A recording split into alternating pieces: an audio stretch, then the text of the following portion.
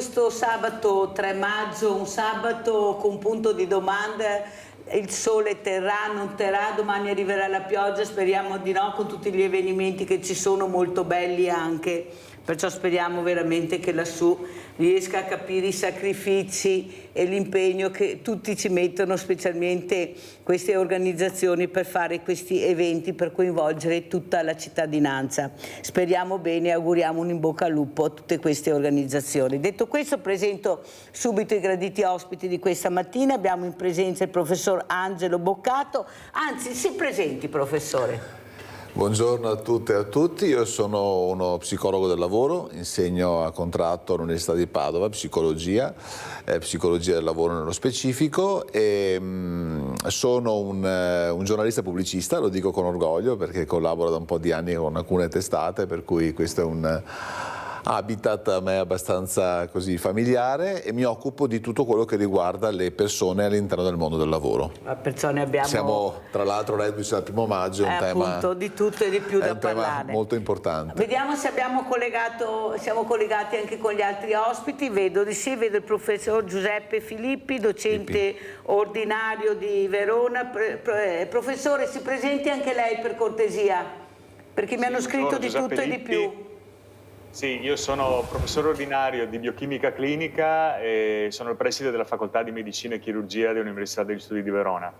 La ringrazio anche a lei, professore, di essere qui questa mattina. A lei e tutti i suoi ascoltatori. Grazie, professore, gentilissimo. E saluto anche, vediamo se c'è, eccolo qua, il nostro Maurizio Stecca, ambasciatore Federazione Campione Olimpionico. Grazie anche a lei, Stecca, anzi grazie anche a te di essere qui con noi, perché con te parleremo di giovani, dove andremo a parare se qualcuno non cerca di fermare quei pochi che hanno perso il lume della ragione e stanno alzando senza di più l'asticella, mettendo a repentaglio anche la sicurezza e soprattutto questo messaggio di paura che si sta alimentando sempre di più delle persone fragili e soprattutto di questi ragazzi che anche loro hanno paura di uscire per incontrare questi ragazzini o questi ragazzi che una ne pensano e 100 ne fanno di sbagliate, e qua qualcuno bisognerà pure che li fermi, perché è impossibile che un branco, perché non sono tantissimi, io ve lo dico tutte le mattine sperando che qualcuno si decida a fermarli, tenga in mano sindaci, forze dell'ordine, cittadini. Ecco, poi ne parlerò anche col professor Boccato per capire cosa sta succedendo e perché non si fermano, perché abbiamo la possibilità di fermarli. Allora, ecco, detto questo, grazie anche a te Maurizio Stecca. Ecco, partirei proprio con lei, professor Boccato. Il 1° maggio, cos'è stato un 1° maggio? Un 1° maggio in ricordo anche delle vittime del lavoro, che forse ci dimentichiamo un po' troppo questa storia, con dei numeri tragici che abbiamo avuto nel 2024, ma non è che si sia aperto bene neppure il 2025. Tanta sicurezza, però io la scorsa settimana ho fatto una puntata anche con degli ospiti importanti e la sicurezza non è che ci si veda così tanto. Ho ricevuto anche delle telefonate dove appunto si dice che questa sicurezza non viene messa in atto praticamente. Noi vediamo sopra dei cantieri edili con dei palazzi molto alti, persone senza nessuna imbragatura, ma ci sono, ma non li mettono. Eppure ci dovrebbe essere qualcuno che controlla, professore. Ecco, com'è la situazione dal suo osservatorio, professor Boccato? Beh, innanzitutto partiamo dal fatto che è cultura della sicurezza, quindi il concetto di cultura porta in sé l'idea che deve essere in qualche modo radicata all'interno della persona. Le aziende sì, fanno quella che poi ha anche un nome che nell'ambito della formazione è un nome un po' distorto, perché è formazione obbligatoria, e parte già male, no, se è obbligatoria, perché la faccio perché devo farla. In realtà la faccio per me stesso, per i miei colleghi, per l'azienda, per tutto il gruppo che all'interno dell'organizzazione vive. E quindi alla fine, come giustamente diceva lei, spesso ci sono delle situazioni dove la norma da spiegare è molto semplice, caschetto, scarpe, piuttosto che, semplice da spiegare, difficile da interiorizzare. C'è una forte componente psicologica, su questo molti psicologi intervengono all'interno dei percorsi di sicurezza proprio con questo aspetto psicologico. Difficile da interiorizzare perché l'ho sempre fatto, perché lo faccio solo un attimo, perché E l'idea appunto del controllo continuo, costante, non ovviamente legato alla norma, però non di spionaggio, ma proprio di dire capiamo insieme il perché l'importanza della sicurezza deve essere continuo, costante, perché appunto, come diceva lei, ma in realtà lo dicono i numeri, non c'è un grande calo, ecco, di incidenti e ahimè anche di morti sul lavoro. Allora, un 1° maggio, molti concerti, molte testimonianze, sindacati in prima linea, ma poi alla fine si chiude il sipario alla sera e noi ritorniamo da capo a parlare, come facciamo questa mattina, di sicurezza sul lavoro, che è fondamentale. Qualcuno poi pensa di essere invincibile, so fare il mio lavoro, qual è il problema? E poi capita il morto. Secondo lei tutta questa prevenzione viene messa in atto, oppure anche questi stage di sicurezza, queste ore dedicate alla sicurezza, sarebbe più importante metterlo in pratica, nel senso andare in questi cantieri e vedere direttamente come funzionano? Perché poi il cerino lo passano dicendo: ma non abbiamo le persone per fare i controlli. Una persona ha chiamato dicendo, professore, all'ospite che avevo, adesso non mi ricordo chi era, non so, era un sindaco, no, un rappresentante delle forze dell'ordine, c'era della polizia municipale, che ha detto: ma perché non mettete i vigili a controllare nei cantieri come funziona, se sono tutti a norma, adeguati? E lui ha risposto: non è compito della polizia municipale.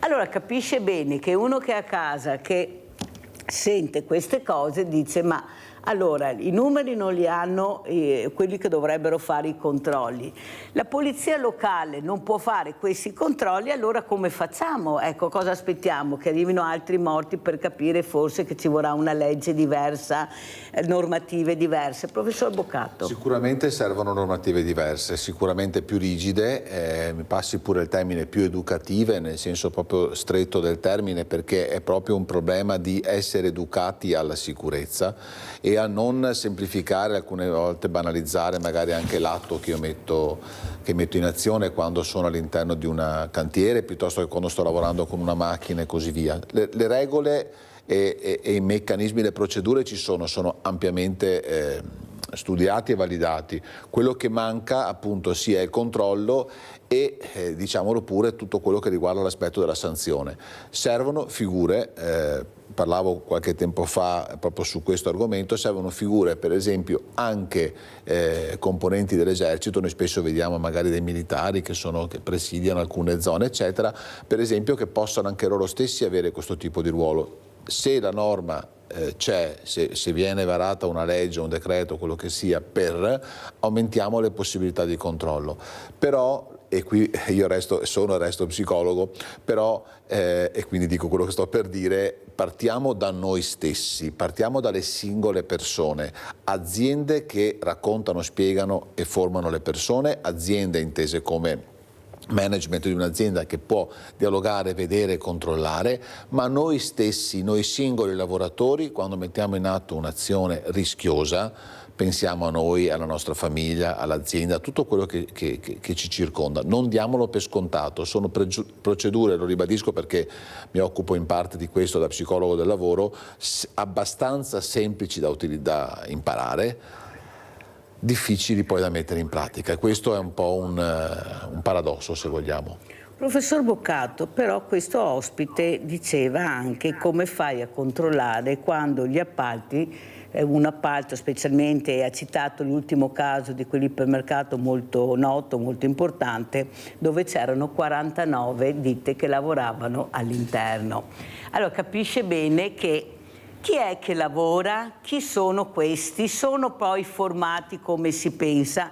Perché io vedo diverse persone non italiane,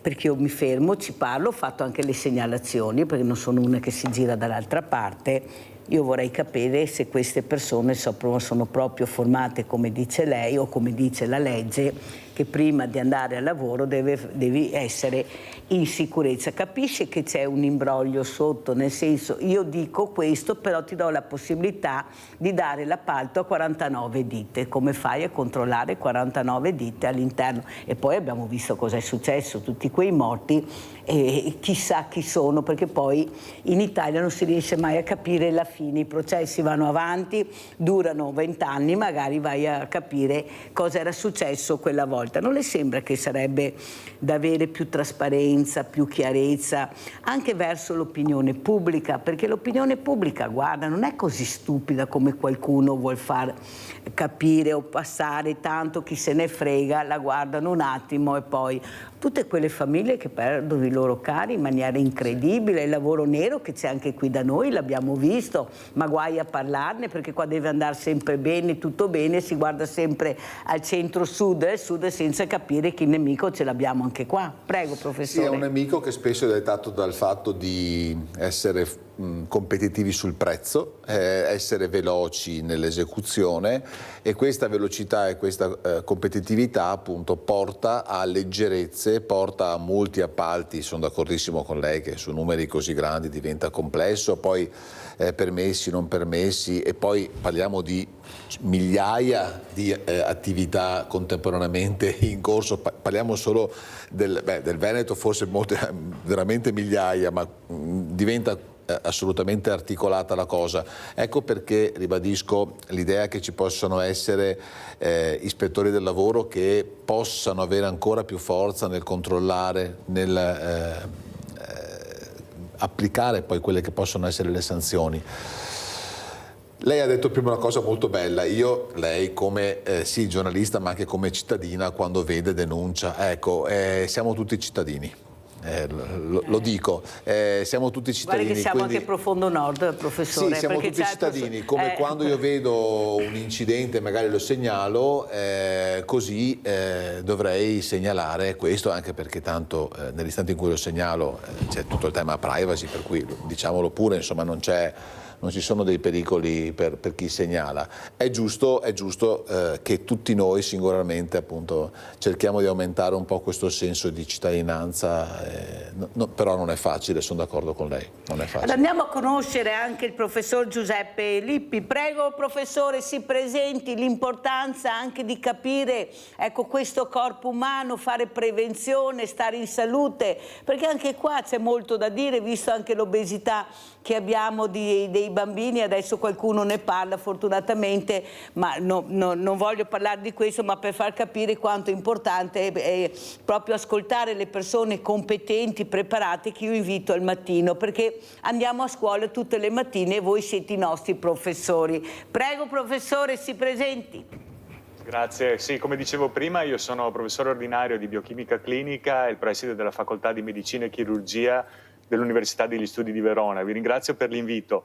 In realtà lei ha sollevato un problema estremamente importante per quanto riguarda la salute pubblica. Ha parlato di obesità. Ecco, tra tutti i fattori di rischio che noi in questo momento possiamo in qualche modo, sui quali possiamo intervenire con delle misure preventive, l'obesità è quello che ci sta dando i peggiori risultati. Se lei considera, abbiamo pubblicato proprio di recente un'analisi epidemiologica, sia in Italia che in tutto il mondo, è l'unico fattore di crescita che è cresciuto esponenzialmente nel corso degli ultimi 10 anni.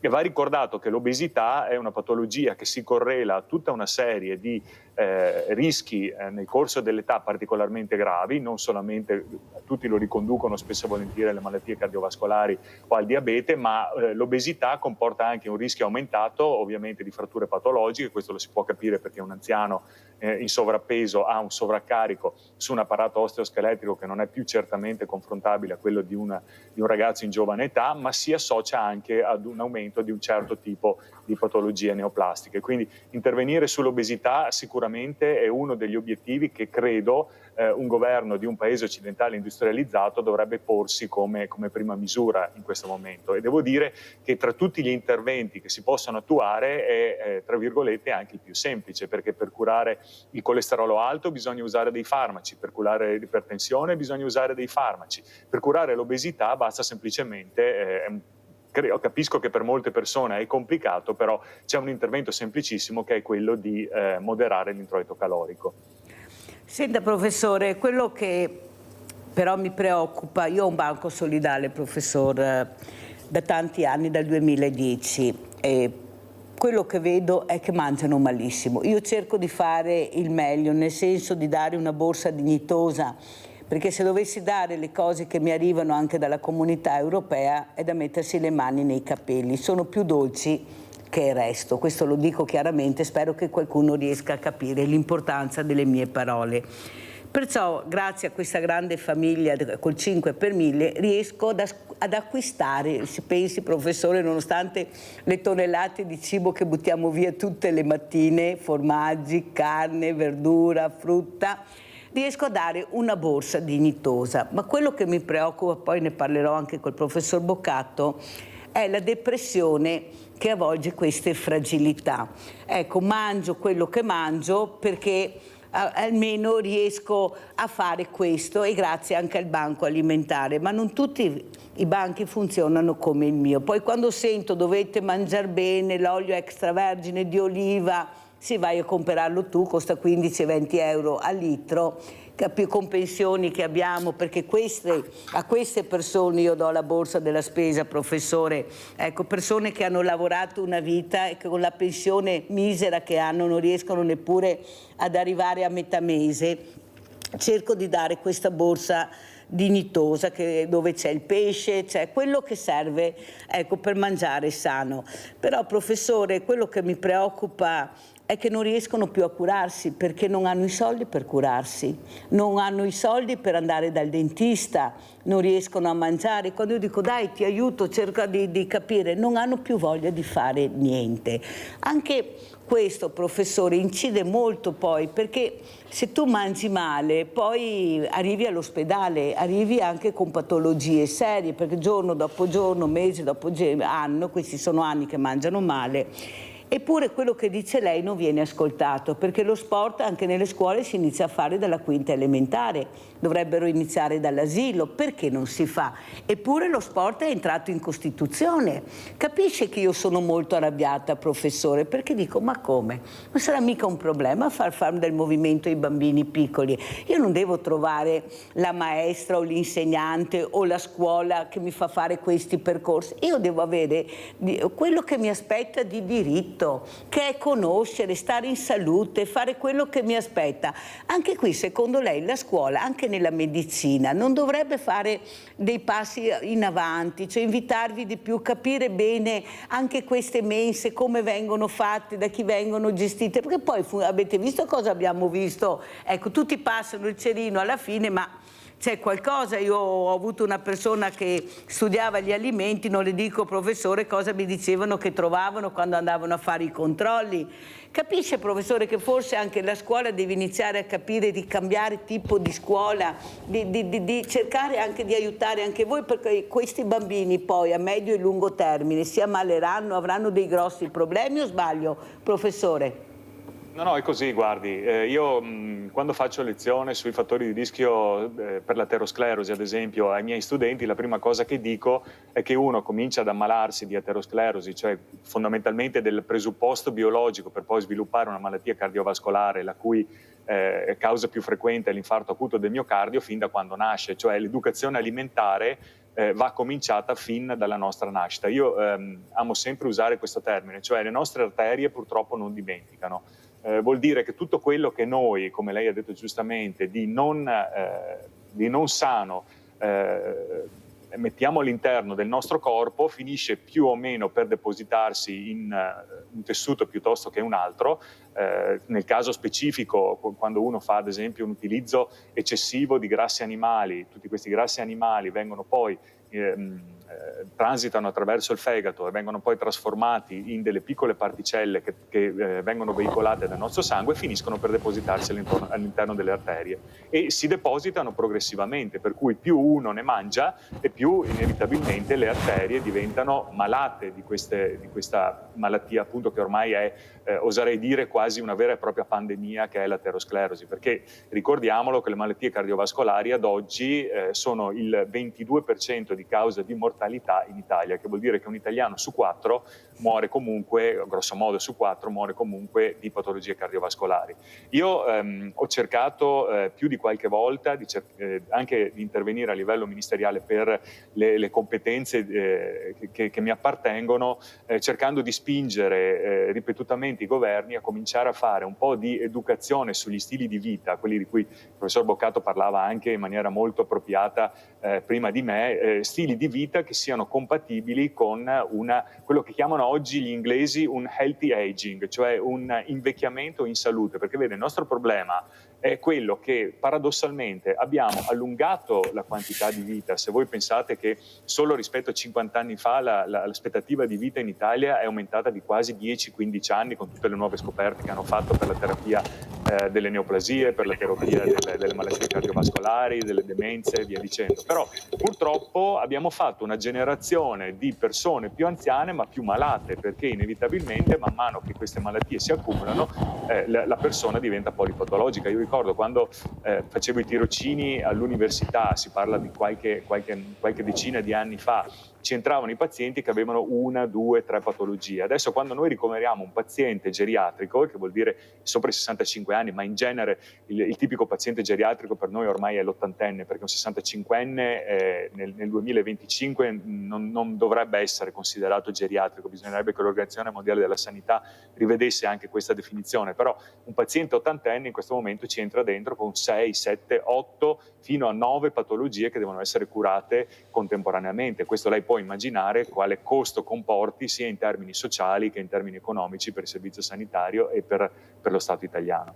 Penso che più chiari di così non potevamo essere questa mattina. A casa ascoltate bene, perché guardate che questi professionisti non li abbiamo sempre a disposizione. Ascoltate bene quello che dicono, perché poi parlano in maniera molto semplice, sono come i politici o i politicanti che alla fine non ho capito niente di quello che hanno detto. Qui si capisce benissimo, veramente grazie a questi illustri ospiti che ho questa mattina. Maurizio Stecca, cosa ne pensi? Tu invece cerchi di dare questa filosofia di vita con lo sport molto utile, molto importante, è una disciplina. Prego Maurizio, com'è la situazione?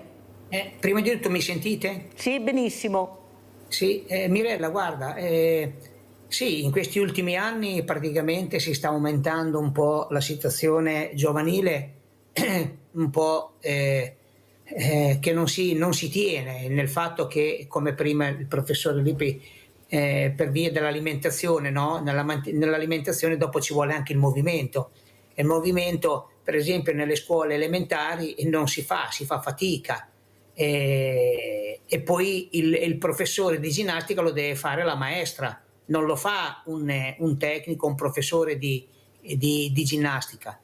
E praticamente poi anche all'estero si parte, e allora noi siamo l'ultimo posto in Italia a proporre la ginnastica nelle scuole a un'ora, 2 ore a settimana, quando poi all'estero vanno dalle 4 alle 6 ore a settimana.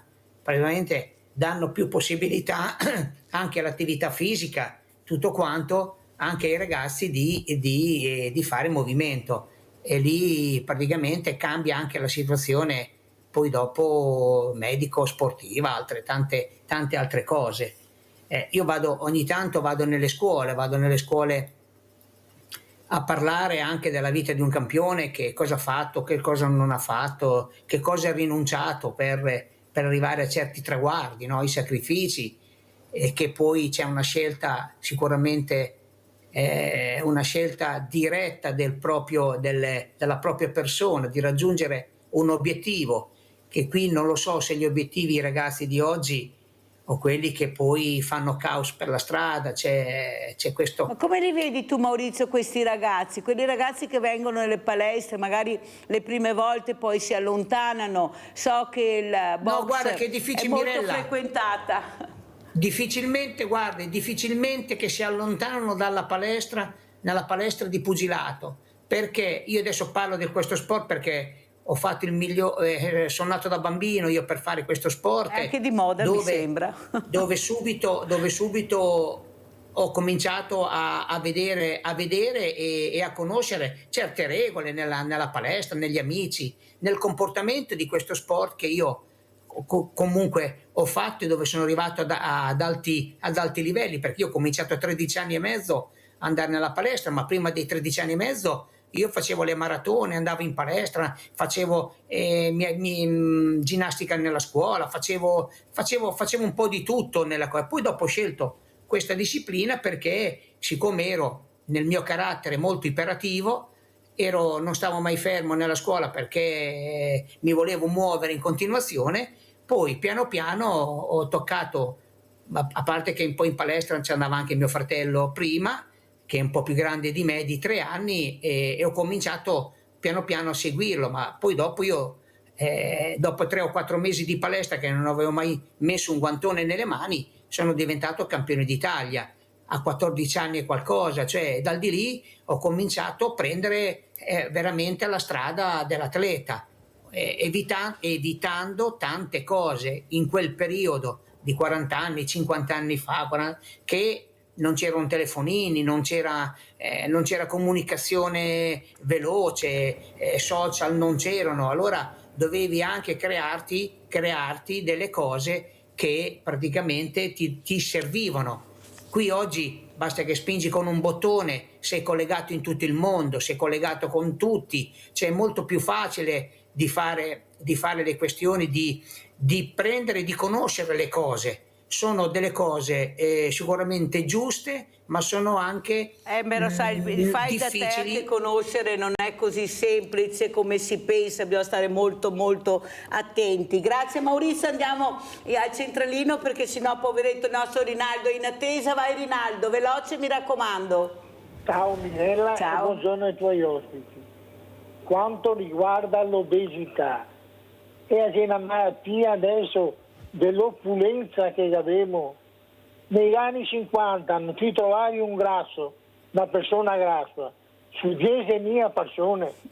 Adesso più di mangiare non parla e mangiare spazzatura, perché adesso il mangiare fra i conservanti, fra i frigoriferi, non sai mangiare.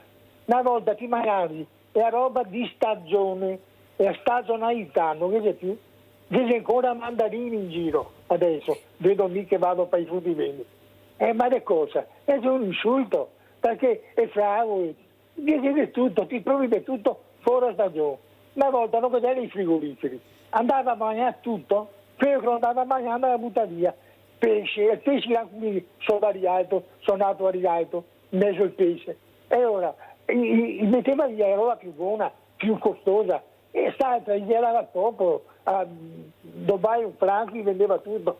Adesso ti vai ai supermercati, che le scatolette, che ha 2 o 3 anni, merce, pomi, peri, che ancora 8 mesi fa li metti in frigorifero, li fa vedere, non sapevano niente. E allora bisogna mangiarla di stagione. E adesso c'è porcheria, perché hai mangiato, cosa che c'è di buono? Non c'è niente. Una volta ti mangiavi 2 succhette, 2 pomodoro di orto, ed era profumate. Adesso mangi un pomo, un pelo, da tutto il stesso gusto. Ti lo dico mica che sono nato in mezzo alle frutta e alle verdure e ho 81 anni. Grazie Rinaldo, fammi andare avanti, se no non ce la faccio, ma sei stato molto chiaro come il solito. Grazie. Professor Boccato, 1° maggio, festa del lavoro, questi ragazzi che vanno all'estero, è inutile che ce la raccontino, vanno all'estero perché qui non trovano soddisfazione anche dopo aver tanto studiato con gli stipendi che vengono offerti. Ed è un problema anche psicologico, perché ti senti anche umiliato in qualche maniera, tanto studio, perché veramente se questi paesi si ritengono stretti vuol dire che sono anche bravi, abbiamo i più bei e bravi ricercatori. Io intanto mi collego, professor, io mi collego anche con l'Africa, col Canada, con l'Australia, proprio per far capire l'importanza di capire com'è la situazione. E quasi tutti non ritornano, perché prendere 2.000 euro e prenderne 5.000 è diverso, magari anche con l'alloggio subito pronto. Ma a livello psicologico quanto incide anche nelle famiglie, in questi ragazzi, veramente, perché lasciare il tuo paese, lasciare i tuoi affetti, devi ricominciare da capo una vita diversa. Com'è la situazione? Come vede lei la situazione dei giovani, professor Boccato? È assolutamente complessa, io poi li vedo i miei soprattutto studenti a livello universitario nascere e poi partire, non tutti restano in Italia, o molti comunque cercano anche esperienze all'estero. Qui sono diversi temi, innanzitutto il costo del lavoro, che è oggettivamente gravosissimo, estremamente impegnativo. Non è possibile avere più del doppio del costo lato azienda per un lavoratore, e gli stipendi sicuramente non sono adeguati alle competenze che spesso i lavoratori hanno, quindi anche in termini di carico di responsabilità, di complessità eccetera. All'estero, in alcuni stati dell'estero, senza citarne ma possiamo immaginarci quali sono, sicuramente sono maggiori i guadagni. C'è da dire che il costo della vita spesso è anche maggiore, per cui in realtà un po' la proporzione c'è. Quello che però, non voglio essere rappresentativo, però parlo di quello che spesso i ragazzi magari mi scrivono, mi raccontano, e ne incontro tanti durante l'anno, da tanti anni, mi dicono è una maggiore attenzione, sì, la parte economica, ma una maggiore attenzione alla persona. Qui il tema è proprio quello legato al fatto del come coinvolgere il collaboratore. Lei ha parlato del 1° maggio, è la festa del lavoro e ovviamente il tema principe sono incidenti e le morti sul lavoro. Però ci sono anche delle sofferenze non visibili dei lavoratori che non si sentono coinvolti, che non si sentono apprezzati per quello che fanno, sui quali magari poco viene investito in termini anche di formazione, di senso di appartenenza all'organizzazione. Ecco, questo tipo di cultura oggi in Italia è ancora molto carente. Io dialogo spessissimo con direttori delle risorse umane, alcuni grazie a Dio illuminati, che poi magari hanno difficoltà anche in termini di budget, perché poi si parla anche di soldi, se vogliamo, nel coinvolgere le persone. Però ecco, attenzione, su questo tema bisogna investire. Sul tema del staccarsi dalla famiglia, dalla cultura, dalla provenienza e andare in un altro stato è una bella sfida, molto impegnativa, può portare in alcune persone a sofferenze perché mi manca quello a cui ero abituato. Se lo si viene visto in termini di sfida, può essere invece, in realtà, qui diamoci pure un'accezione positiva, un motivo di crescita e di sviluppo non solo linguistico ma anche culturale. È indubbio che siamo in un contesto lavorativo, professionale, sociale, multiculturale. Il fatto di poter relazionarsi con diverse culture, sapendo dove, come, quando anche intervenire, come rispettare le diverse culture, può essere un fattore molto importante. Chiudo dicendo che però noi abbiamo qui in Italia e nel Veneto in particolare delle eccellenze, non facciamo anche qui nomi per ovvi motivi pubblicitari, se vogliamo così, delle eccellenze a livello internazionale. Quindi da un lato ci vorrebbero più soldi per essere maggiormente pagati per quello che si fa, dall'altro qui ci sono comunque aziende che lavorano al 90% con l'estero, che producono nicchie di mercato estremamente complesse e affascinanti da diversi punti di vista. Chiudo su questo con un altro piccolo aspetto che magari non so se voi avete già affrontato nelle trasmissioni precedenti. Altro tema che è scottante, che sta entrando e sta arrivando nei prossimi mesi, non potremo non parlarne, già se ne parla molto, è l'arrivo dell'intelligenza artificiale, perché in maniera così molto permeata arriva a diversi tipi di lavori, diversi tipi di mansioni lavorative e in parte sostituisce quello che fa l'uomo. Quindi qui torna l'idea della formazione, della cultura, dell'attenzione proprio alle professioni. Se ce ne sarà occasione magari ne parliamo, perché noi stiamo facendo degli studi rispetto a questo, sia per i giovani, giovanissimi, sia per i meno giovani. Ne ho parlato proprio in questa settimana e anche la scorsa di intelligenza artificiale, anche con degli esperti molto importanti che ci hanno anche illuminato, anche quelli a casa, perché è facile dire intelligenza artificiale ma bisogna anche capire di cosa si parla. Ho avuto anche, poi ne parlerò anche col professor Del P, che appunto negli ospedali e nella sanità sarà importantissima, il futuro sarà anche con quella, non c'è niente da fare. Il problema è preparare le persone, la formazione, questo è il grande problema. Soprattutto i giovanissimi. E soprattutto i giovanissimi. Perché si stanno abituando, scusi se la interrompo, si stanno abituando, io parlo della preadolescenza, adolescenza 11-18, a passivamente utilizzarla per fare i compiti, l'essere passivi rispetto alla I in fase evolutiva vuol dire non sviluppare capacità e competenze come proattività, ricerca, analisi critica, studio, capacità di rimettersi in gioco se non trovo un'informazione.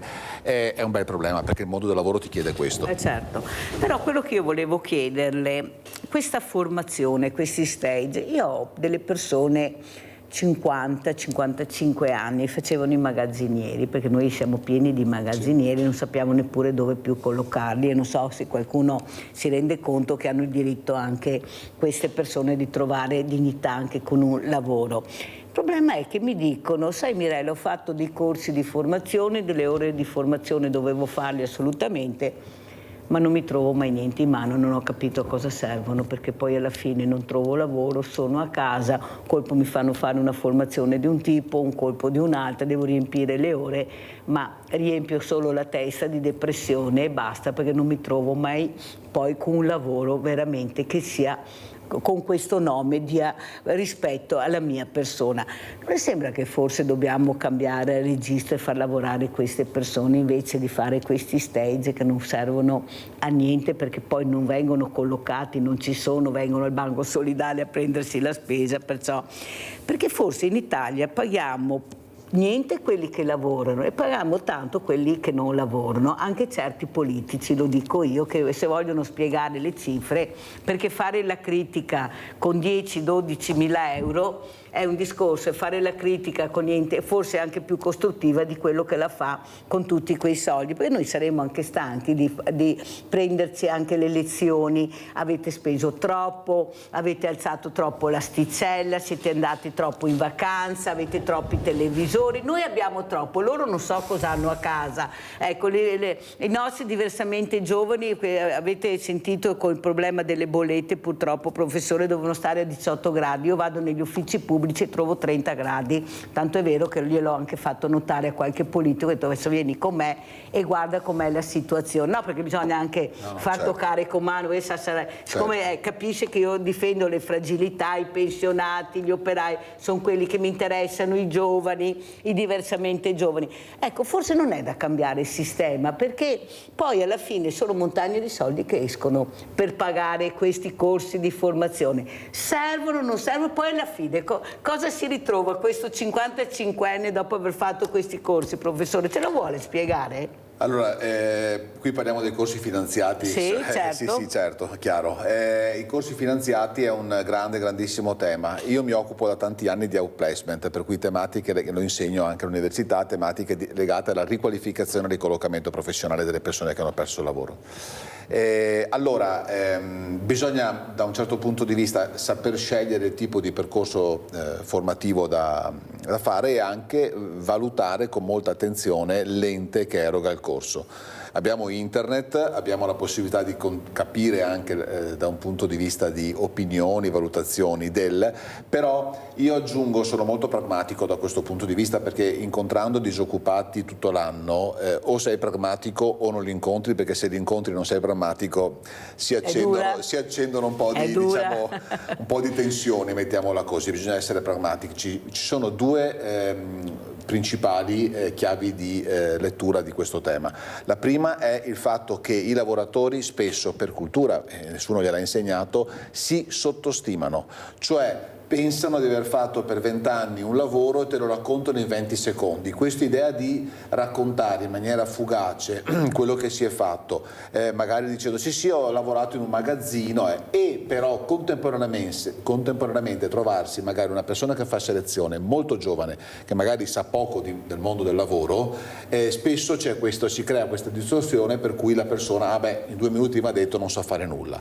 Allora io adesso mi rivolgo ai lavoratori, perché poi sono loro che hanno bisogno giustamente dello stipendio, dei soldi, di vivere. Stimatevi di più, non tanto nel che bravo che sono, ma nel capire, nel mappare tutto quello che sono le competenze che uno in 20 anni, 30 anni ha sviluppato, e sono tante, glielo assicuro, perché noi ci occupiamo anche di bilancio delle competenze, analizziamo quindi quali strumentazioni, per quante ore, con quali apparecchiature, con quanti numeri, diamo dati, impariamo a raccontare ciò che noi abbiamo fatto e dal valore a quello che noi abbiamo fatto. L'altro aspetto legato alla formazione, torno al punto di prima, è quando io lavoratore so e mi racconto bene su tutto quello che ho fatto. Guardate anche qui, concretamente carta e penna, magari chiedo ai colleghi, alla famiglia eccetera, e mi scrivo tutto quello che ho imparato negli anni e il famoso curriculum poi lo sintetizzo e lo racconto. Lì emergono magari alcuni aspetti dove io posso essere carente. Non sia io lavoratore passivo nel ricevere una telefonata e dice vieni a fare il corso, ok vengo. No, no, sono io che sceglierò quale corso, quali materie e con quale ente farlo.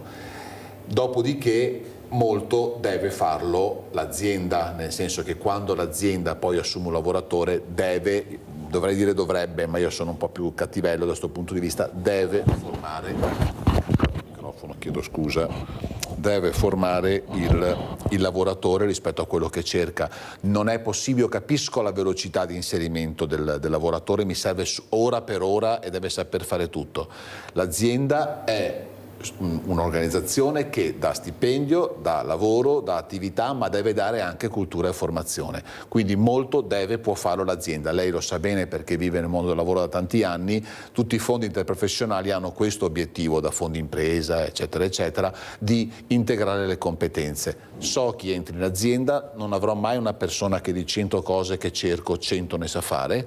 Io, azienda, devo avere una responsabilità per la mia azienda, ma anche una responsabilità sociale, di dire gli mancano 30 competenze di 100, le formo. So che può sembrare un sogno, io però su questo sono 30 anni che faccio questo lavoro, ci combatto tutti i giorni e se ho occasioni come questa, e la ringrazio di dirlo, assolutamente lo ribadisco fino a stressare tutti. Il problema però, vede, che si parla molto di formazione, ma non abbiamo fatto la formazione quando serviva. Adesso si cercano determinate competenze e non le abbiamo. Prima perché non abbiamo i giovani, cioè non li abbiamo, la denatalità si fa sentire, è inutile che ce lo dicano, non li troviamo, no, non ci sono. E soprattutto anche quelli che arrivano, e qua vorrei poi aprire con lei un altro capitolo, perché non li impieghiamo subito nel lavoro. Io ho questi ragazzi che vado a trovare, professore, mi dicono fammi lavorare. Allora io penso che ad esempio nell'agricoltura non è che serva tanta formazione. Ecco, serve una formazione, ma la puoi fare anche direttamente nel campo, anche tra virgolette la puoi fare. No, non si fa, perché abbiamo bisogno dei colori. I cartellini devono avere il colore prima che io ti inserisca nel lavoro, così non andremo da nessuna parte. Sono ragazzi con dei fisici bestiali che sanno benissimo lavorare, non sanno usare i nostri mezzi, per carità, non li hanno, però sanno lavorare. Allora insegniamo nel campo a lavorare a questi ragazzi, perché se perdiamo questa forza lavoro non ce n'è per nessuno, professore, non li abbiamo. Cioè questo paese, se andiamo avanti così a chiudersi sempre di più e non aprirsi, faremo come gli Inca, spariremo, perché questi sono i numeri, inutile che ce la giochiamo. Professore, invece vado da Giuseppe Lipizzo. Professore, lei cosa dice? Invece intelligenza artificiale, ma alla fine è sempre l'uomo, saranno anche meno, ma è sempre l'uomo che guida questa meravigliosa macchina ultima generazione, e soprattutto nella sanità importantissima, avremmo bisogno anche per snellire di intelligenza artificiale. Cosa ne pensa, professore? Ma guardi, io ho due preoccupazioni fondamentali riguardo a questo. La prima è quello che è stato detto anche da quelli che codificano poi gli algoritmi di ChatGPT, cioè che entro 5 anni l'intelligenza artificiale supererà l'intelligenza umana. E la seconda preoccupazione che ho è quella che già ci sono delle evidenze che l'intelligenza artificiale sia clonata, nel senso che hanno spento le macchine dove funzionava un processo di intelligenza artificiale e nel web questo programma continuava a funzionare, che vuol dire che siamo, adesso senza evocare temi fantascientifici tipo quelli di Terminator, però siamo in una situazione abbastanza preoccupante in cui temo che qualche cosa ci stia scappando dalle mani. Ciò detto, però in sanità devo ammettere che l'intelligenza artificiale ci sta dando una grande mano, perché rispetto alla mente umana, che è limitata per sua specifica natura, per quanto uno sia intelligente, può acquisire solo un certo numero di informazioni e può integrare queste informazioni entro un certo lasso di tempo, che non è certamente la capacità di integrazione delle informazioni che ha un computer. Per cui sicuramente l'intelligenza artificiale è un ottimo ausilio. Vi faccio un esempio banale. artificiale. Noi lo utilizziamo moltissimo, ad esempio, quando dobbiamo fare la validazione. Io sono direttore del laboratorio analisi, quando dobbiamo fare la validazione dei risultati di laboratorio, perché l'intelligenza artificiale consente di di incrociare anche 200-300 risultati di laboratorio contemporaneamente, evidenziando alcune incongruenze che potrebbero essere compatibili con uno stato di salute alterato, oppure anche banalmente con un errore di laboratorio. Quindi questo è un ausilio assolutamente indispensabile, però allo stato attuale delle cose io mi sento di dire che in questo momento fare affidamento solo ed esclusivamente sull'intelligenza artificiale è un grosso pericolo, perché è già stato evidenziato sicuramente da autori molto più autorevoli del sottoscritto, l'intelligenza artificiale ogni tanto ha delle allucinazioni. Noi ci siamo divertiti a pubblicare alcuni articoli in cui abbiamo fatto delle domande cliniche a vari modelli di intelligenza artificiale disponibili gratuitamente sul web, e le risposte che questi modelli hanno fornito spesso e volentieri erano molto fuorvianti. Quindi sicuramente ben venga l'intelligenza artificiale per aiutare il compito del medico, però deve essere sempre supervisionata da una persona, da un cervello umano che è in grado di interpretare tutte gli eventuali messaggi che essa produce. Poi mi lasci dire una cosa, spendo due parole a nostro favore. Molti medici hanno quella che viene comunemente denominata il principio della Gestalt, cioè Gestalt era un patologo tedesco il quale codificò questo principio secondo cui un medico, guardando un paziente, spesso e volentieri formula già un'ipotesi diagnostica senza minimamente avere in mano dati di laboratorio, esami di radiologia o altro tipo di informazioni. Ecco, a questo l'intelligenza artificiale difficilmente riuscirà ad arrivare, che è l'intuizione, cioè l'intelligenza artificiale ragiona solamente su dati che noi abbiamo messo dentro, impara su questi dati, ma non avrà mai l'intuizione di un medico che, guardando un paziente, riuscirà a raggiungere un'ipotesi diagnostica, anche se questa è, tra virgolette, ritenuta meno probabile da un modello di algoritmi. Professore, sa, proprio questa settimana ho avuto ospite un professore, un sanitario. Sa cosa mi ha detto? Guardi Mirella, sarebbe semplicissimo, basterebbe abbinare la parola etica all'intelligenza artificiale. Questa parola che non sento. Ecco, forse se noi abbiniamo l'etica all'intelligenza artificiale, forse ci farà meno paura. Cosa ne pensa, professore? La questione dell'etica è una questione molto complessa, nel senso che sotto il profilo etico rientrano tutta una serie di domini molto complessi. Io in realtà ho una visione un po' differente rispetto al concetto. Allora, l'etica comunque in tutte le azioni che noi facciamo, tanto più in medicina, deve essere fondante, tanto che noi da quest'anno, il primo anno, faremo un insegnamento di 8 ore di etica agli studenti del primo anno, proprio per spiegargli come interagire con i pazienti e come gestire le informazioni cliniche che dai pazienti derivano. Però, come dicevo prima, io non credo che sia un problema di etica nell'utilizzo dell'intelligenza artificiale. Io credo che sia più che altro un problema di governance, di governo dell'intelligenza artificiale. Cioè noi dobbiamo utilizzarla per fare solo ed esclusivamente alcune cose di cui abbiamo bisogno e che sappiamo che in quel determinato tipo di azioni, determinato tipo di task, l'intelligenza artificiale può aiutare l'uomo nel ragionamento complesso. Tenga presente che, ad esempio, una cosa che ci preoccupa moltissimo sono le pubblicazioni scientifiche prodotte dall'intelligenza artificiale, che stanno aumentando esponenzialmente. Noi abbiamo a disposizione nel sito dell'università, ma ce ne sono moltissimi anche disponibili sul web, dei modelli che consentono, una volta che viene inserito un documento di Word o anche semplicemente un testo libero, di dare una stima approssimativa di quello che è il supporto dell'intelligenza artificiale alla redazione di un documento piuttosto che di una tesi di laurea o di un articolo scientifico. Ecco, gli articoli scientifici prodotti dall'intelligenza artificiale stanno aumentando esponenzialmente. C'è una stima fatta dagli americani che ipotizza che circa il 10% degli articoli scientifici che in questo momento vengono prodotti siano generati per almeno il 90% dall'intelligenza artificiale. A me, io sono editor di 2 riviste scientifiche internazionali, mi è già capitato di identificare 4-5 articoli in cui il ruolo dell'intelligenza umana era inferiore al 10%. Per quello, dicevo, va governata, cioè non può essere utilizzata solo ed esclusivamente a questo fine, proprio perché in un campo delicato come quello della medicina, e ripeto, sappiamo che l'intelligenza artificiale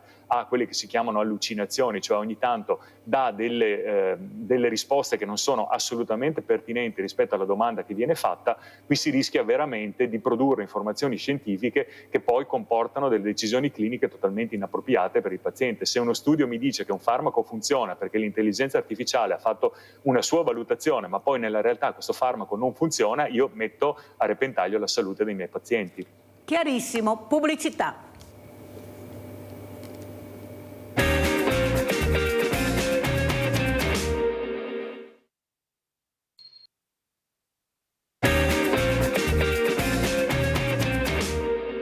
Io vorrei iniziare con un premio molto importante, andiamo a vedere il premio Filippin, andiamo a sentire, poi rimane in linea Claudio perché sennò non ce la faccio, andiamo a vedere il premio. Istituto Filippin.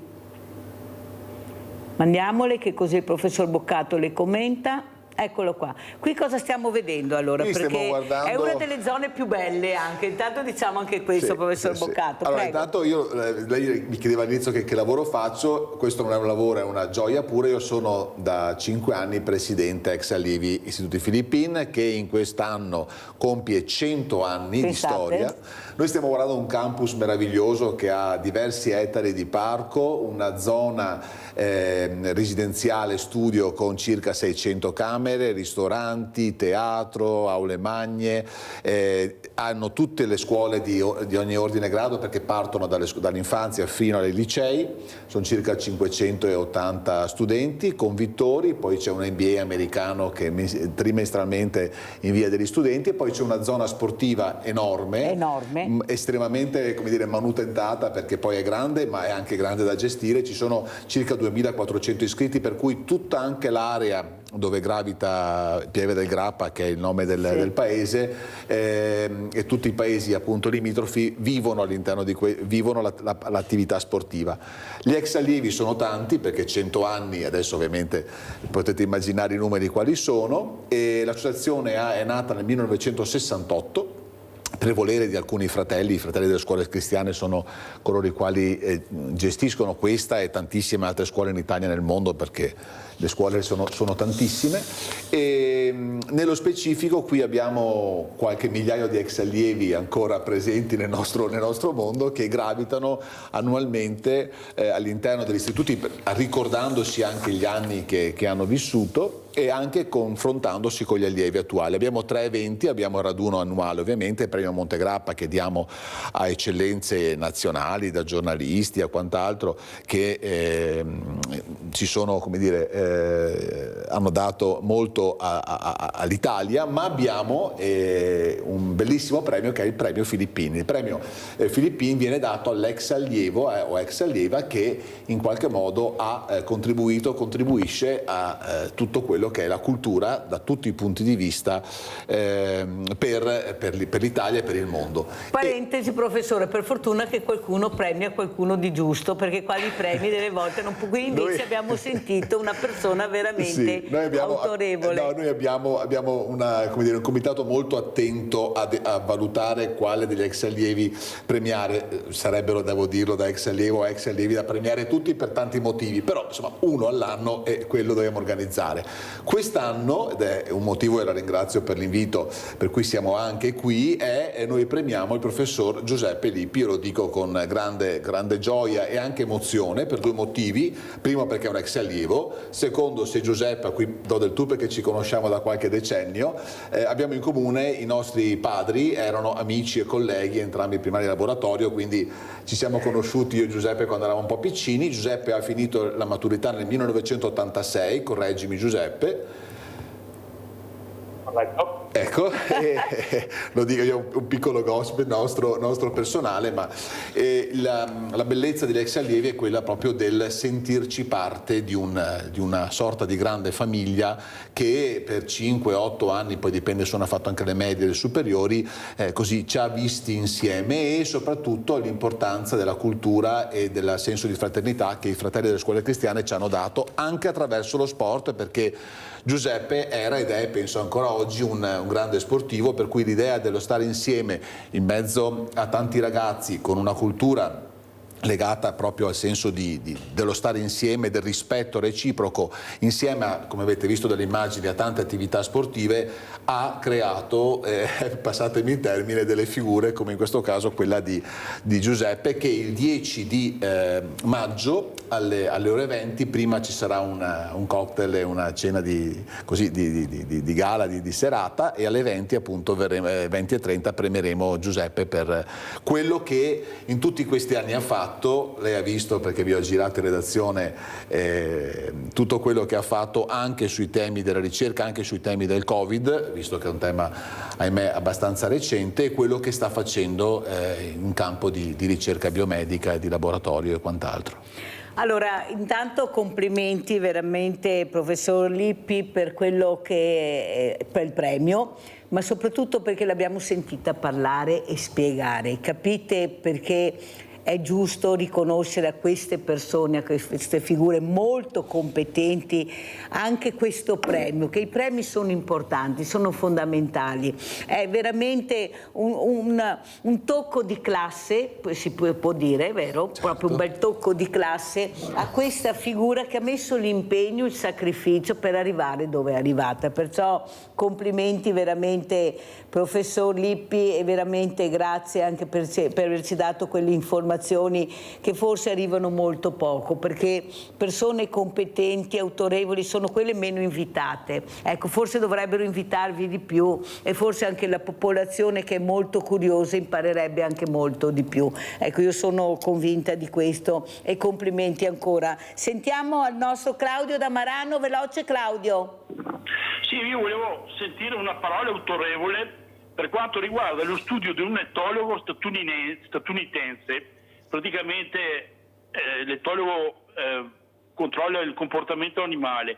Si chiamava John Callum e l'esperimento si chiamava Universo 25. All'inizio degli anni 60 condusse un esperimento e praticamente furono introdotte 4 coppie di topi che raddoppiavano ogni 55 giorni. Praticamente dal giorno 300 al giorno 600 in questo condominio di topi cominciò a cambiare il comportamento, cioè ci fu l'espulsione di giovani prima del completo svezzamento, l'aumento del comportamento omosessuale, e le femmine diventarono aggressive. Dopo il 600° giorno c'è stato praticamente, anche se c'era abbondanza di cibo e di posto della popolazione, le femmine cessarono di riprodursi e i maschi diventarono non corteggiavano più e cominciarono a vivere da soli. Allora, questo esperimento che fu condotto da John Callum nel 68 rispecchia un po', secondo me, anche quello che sta succedendo nelle nostre società. Volevo una parola autorevole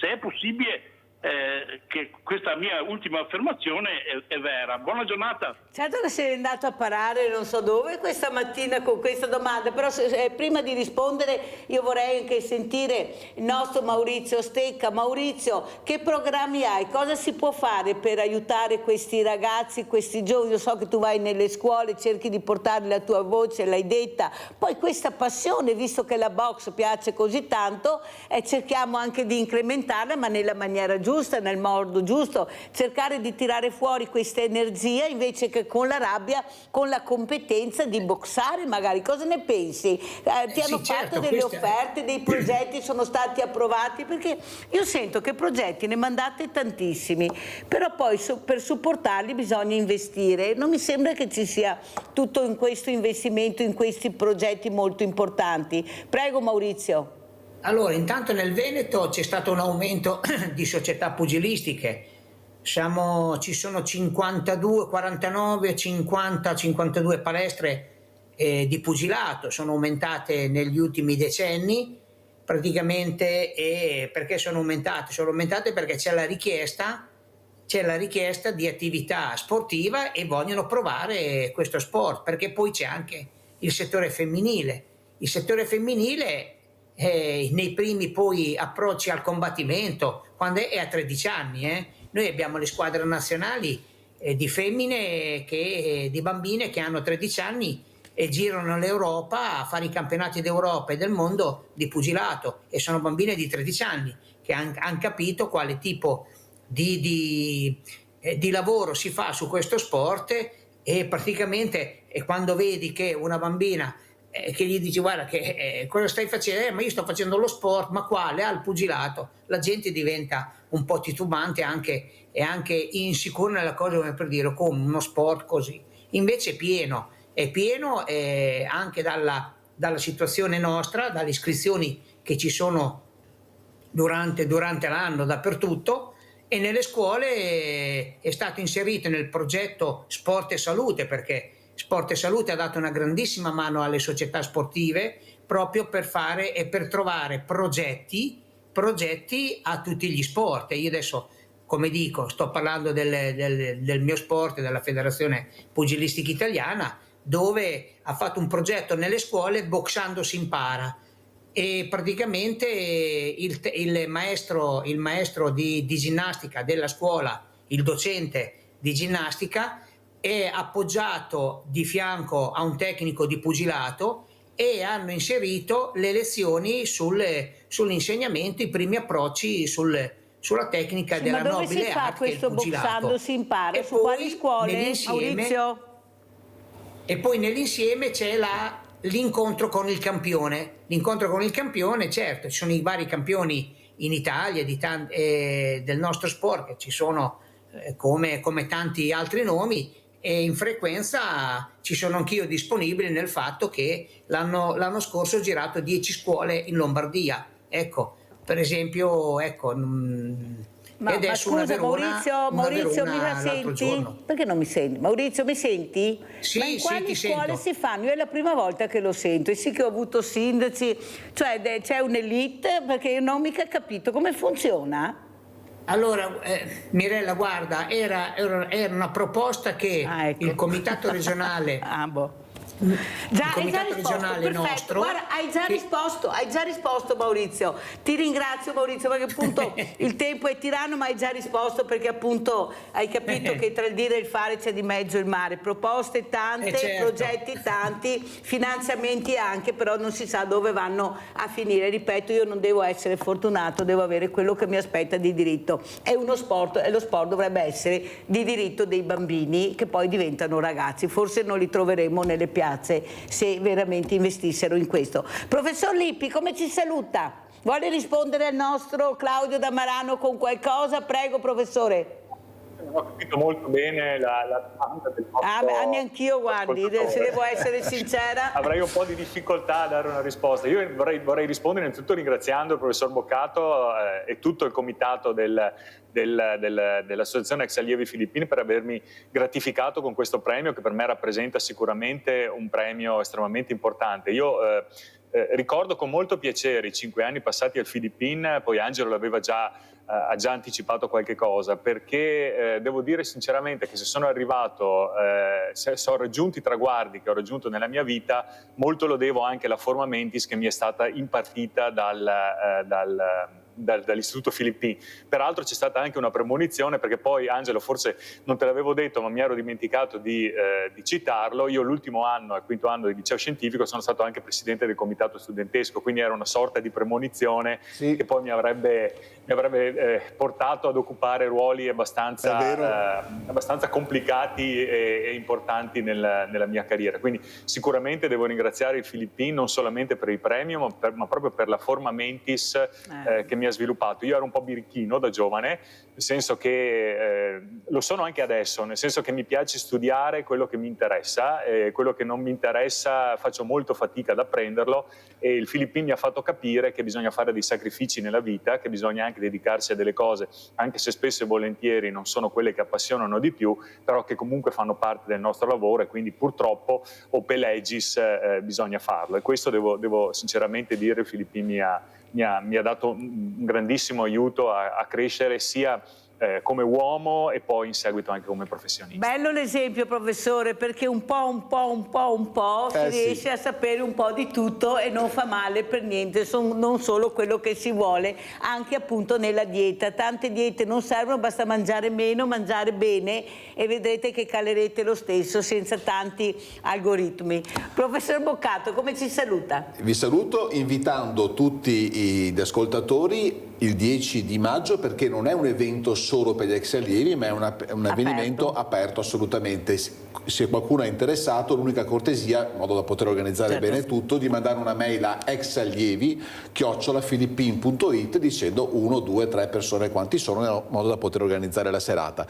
Io sono felice di questa trasmissione, di aver potuto pre-incontrare Giuseppe prima del 10 e anche di aver trattato delle tematiche molto legate in maniera molto concreta e diretta alle difficoltà di questa nostra società, che, come diceva giustamente lei prima, è sempre più complessa, più delicata, più fragile da tanti punti di vista. È anche più curiosa, possiamo dirlo, professor Boccato? Il tema curiosità a me piace spesso un po' nobilitarlo, soprattutto nei giovani, il fatto che si impegnino sempre più nel capire, nello scoprire cosa fare, dove andare, con tante difficoltà. Professor Boccato, io ho avuto una signora di 90 anni che è arrivata qui a Sveglia Veneti una mattina, ha preso prima la bicicletta, poi la corriera, è arrivata qua, e quella che mi ha chiesto è proprio di far capire che lei era curiosa, voleva conoscere e capire, nessuno l'ascoltava, nessuno dava risposte che lei voleva. I miei figli vengono a mangiare 5 minuti e non mi raccontano niente, io voglio conoscere, voglio sapere. Era seduta su quella poltrona, è rimasta tutta la mattina con noi, perciò non solo i giovani, per questo io faccio parlare anche queste celebrità, perché anche i diversamente giovani, visto che abbiamo tanti centenari, specialmente donne, hanno tanto da dirci e forse anche da capire, perché sono ancora curiosi. Grazie, pubblicità.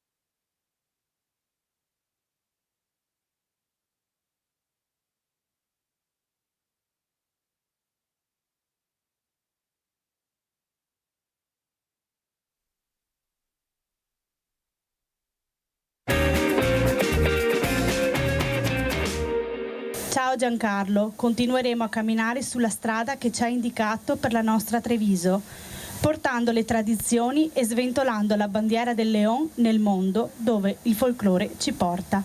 Con affetto, gruppo folcloristico Pastoria del Borgo Furo. La lettera della Pastoria del Borgo Furo, l'applauso dei partecipanti alla messa e alla giornata di festa che puntualmente in primavera il gruppo folcloristico presieduto da Gianni Marini organizza per dire grazie a chi contribuisce a portare avanti l'attività dell'associazione e in generale le tradizioni trevigiane.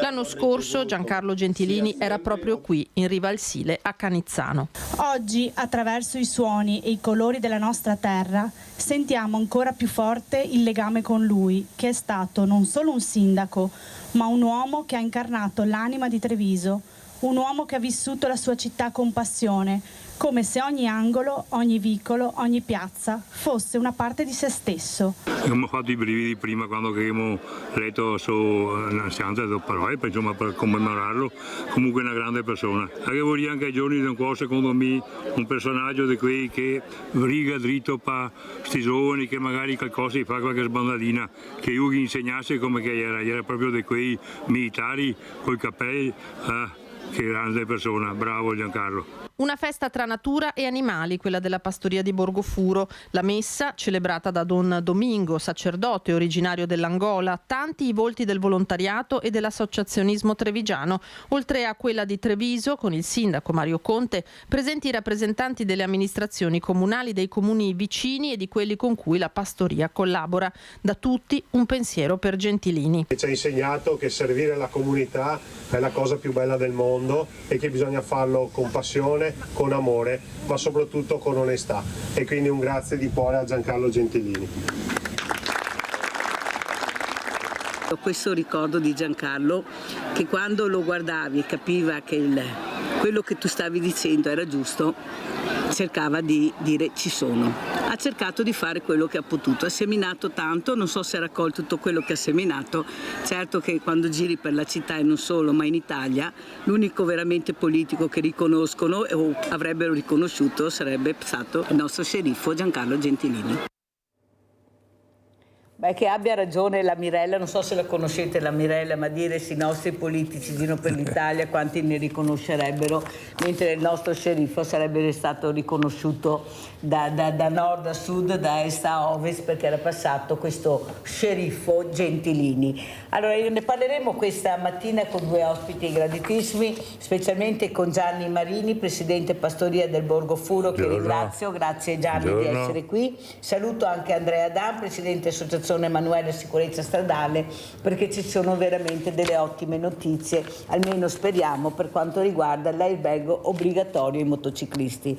Però prima partirei proprio da te Gianni Marini, questa festa meravigliosa, tanti anni, questa festa del Cason che riesce a unire tante forze, vedi la politica, ma vedi tutta la politica, c'è anche l'opposizione, vanno tutti d'accordo, serene, si parla, si brinda, si sta in allegria. Ecco, questo riesce a farlo la tradizione, il rispetto della tradizione. Cosa vuoi dire? Quest'anno poi ricordo che ci ha lasciato lo sceriffo Giancarlo Gentilini, è stata una domenica un po' particolare con questa festa del Cason. Prego Gianni. Sì, l'anno scorso era presente con altri a questa festa, abbiamo vissuto perché evitando tutti gli inviti e persone che tutti quanti che hanno vissuto bene, insomma, si è visto come è andata.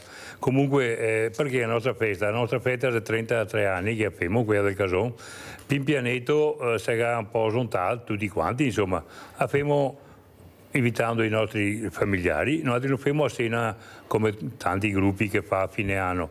Noi facciamo questa perché vogliamo slargare il giro di più, invitando familiari, amici, anche sponsor, autorità che anche qui mi aiuta, sia cittadina nostra che anche qui limitrofe, insomma, dove che il nostro gruppo partecipa col Cile Folk, con altre robe, quindi invitiamo tutti. Giustamente ti dici opposizione, insomma siamo tutti d'accordo, però che il giorno è che modo far festa, no? Guardare quello che può essere la fede politica, insomma.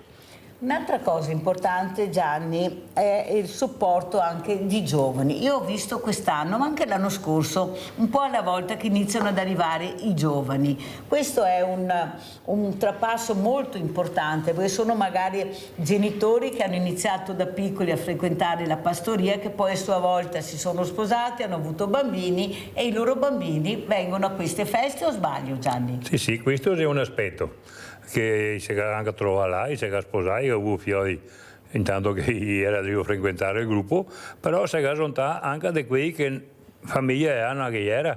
Mi è arrivato per esempio in ultima qua 2 bambini che siamo andati a fare un seminario su scuole per quello che abbiamo lavorato, però diciamo che è arrivato una bella coppietta di 10 anni, una delle cose che ha. Perché io ho tanta passione, ma vedo la che creanza che ha che cosa te io. A sera quando chi arriva a fare prove e viene a salutarti, ti dà il basetto, qui va via lo stesso. Questo sarebbe l'indirizzo che sarebbe la propone anche perché altri, insomma, è un bel segnale, ecco, questo dico. E soprattutto anche l'organizzazione, non mancava niente, era tutto perfetto. Quanto impegno e quanto aiuto questo mondo del volontariato che si unisce e aiuta in una festa così importante. La festa è una tradizione poi. Ma mi dico sempre che, per carità, non è solo fare festa stando a sentare i suoi toia, ma anche poco chi te dà o tanto chi te dà. La festa è anche quella di collaborare, di lavorare insieme, uno fa una roba, uno fa che altra.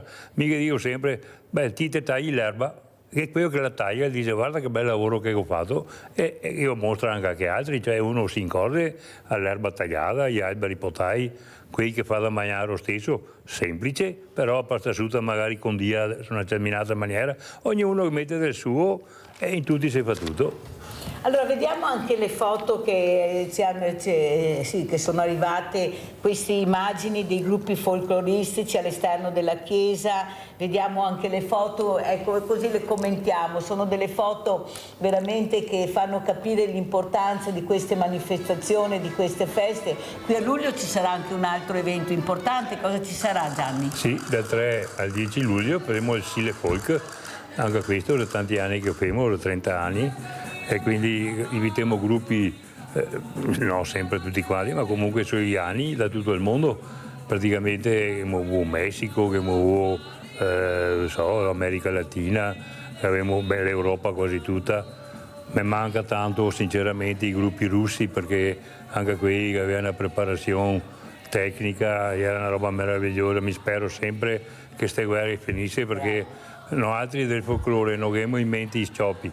Abbiamo in mente di trovarsi, di far festa insieme, chi sia rossi, chi sia gialli, chi sia verdi, ma però abbiamo avuto ancora occasione di trovarsi tutti insieme e questa è una festa che insomma non ha ombrie, ecco, come che dicevano altri in dialetto.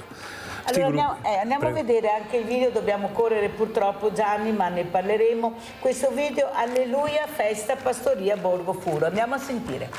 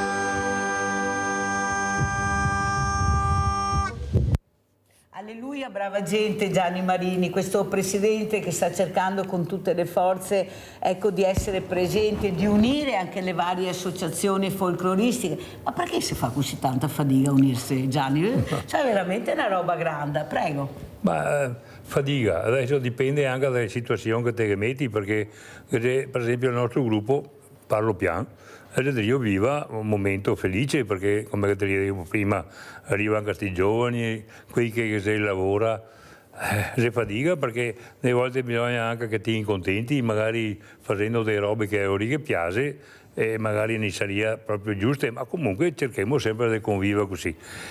Purtroppo ci sono dei gruppi che non riescono ad avere ricambio. Ce n'è uno per esempio a Padova, che sono i nostri amici, e che aveva un repertorio bellissimo, del 1926 nato, pensate anni, e poi si deve morire, si gastua come una candela, perché pin pianeta, non avevo ricambio, così è andata bene. E se stai supportai?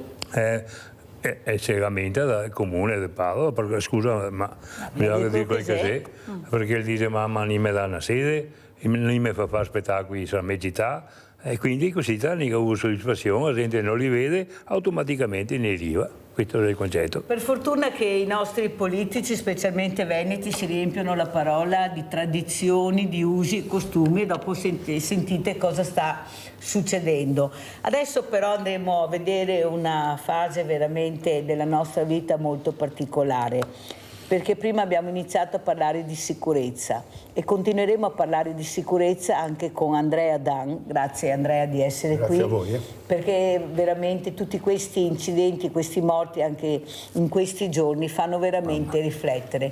Però poi sembra che sia arrivata una buona notizia da parte di un politico che ha capito invece l'importanza di portare avanti l'airbag obbligatorio. Andiamo a vedere a Orsago quello che è successo a questi familiari, figli che unici anche, che perdono la vita e non ritornano più ai loro genitori. Andiamo a vedere il servizio. Orsago.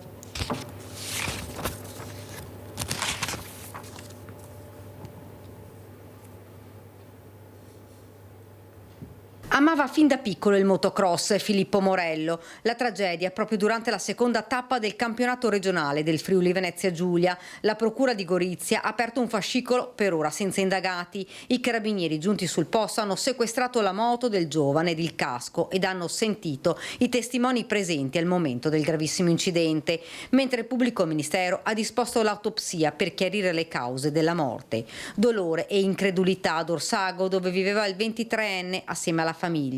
In via Corridone è calato il silenzio, nell'abitazione la disperazione di mamma e papà che hanno assistito alla caduta mortale del figlio.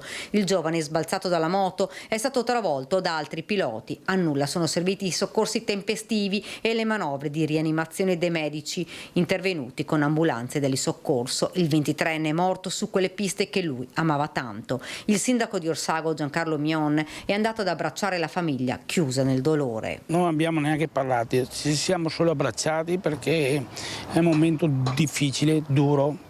Avevano 2 figli, una famiglia normalissima, marito e moglie che lavorano, 2 figli, uno di 20 e uno di 22 anni.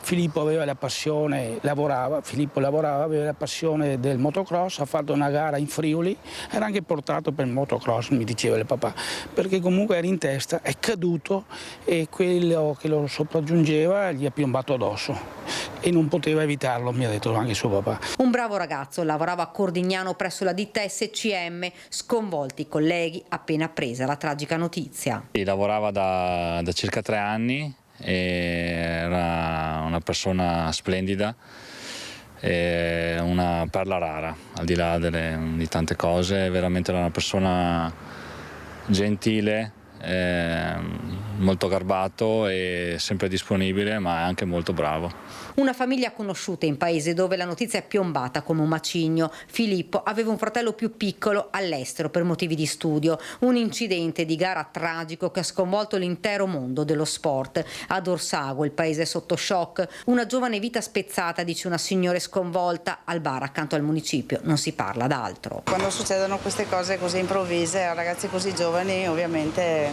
tocca tutta la comunità. Filippo in sella alla moto, in questa foto tutta la sua passione per questo sport ed il sorriso che lui sapeva regalare a tutti. Un grande abbraccio a queste famiglie, a quella di Filippo e a tutte le famiglie che hanno perso i loro adorati figli.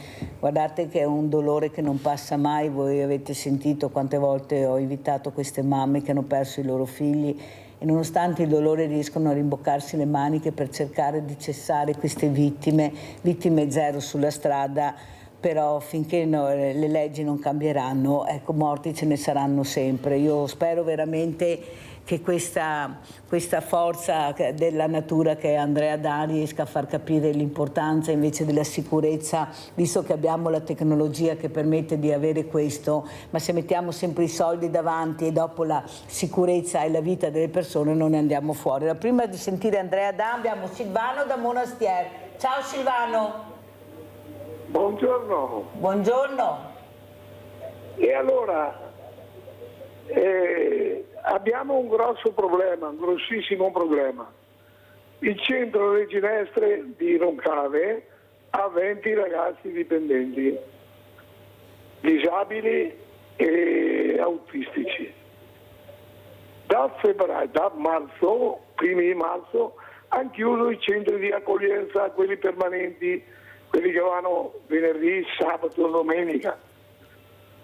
Li hanno chiusi per mancanza di personale.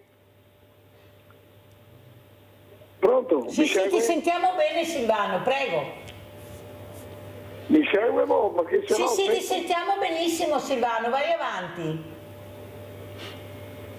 Bene, allora non solo quello, le hanno tolto 400 euro di contributo che le davano alle famiglie che avevano i ragazzi a casa, quelli che durante la settimana non andavano sui centri, da febbraio mi ha fatto fare l'ISEE, mi ha fatto fare tutto, a marzo con un messaggio telefonico hanno detto che non ci sono più soldi, che vedranno più avanti per fare queste cose.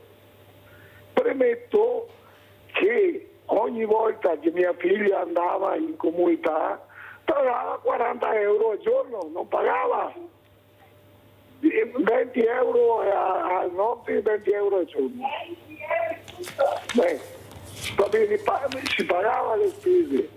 Perciò non capisco questo sistema.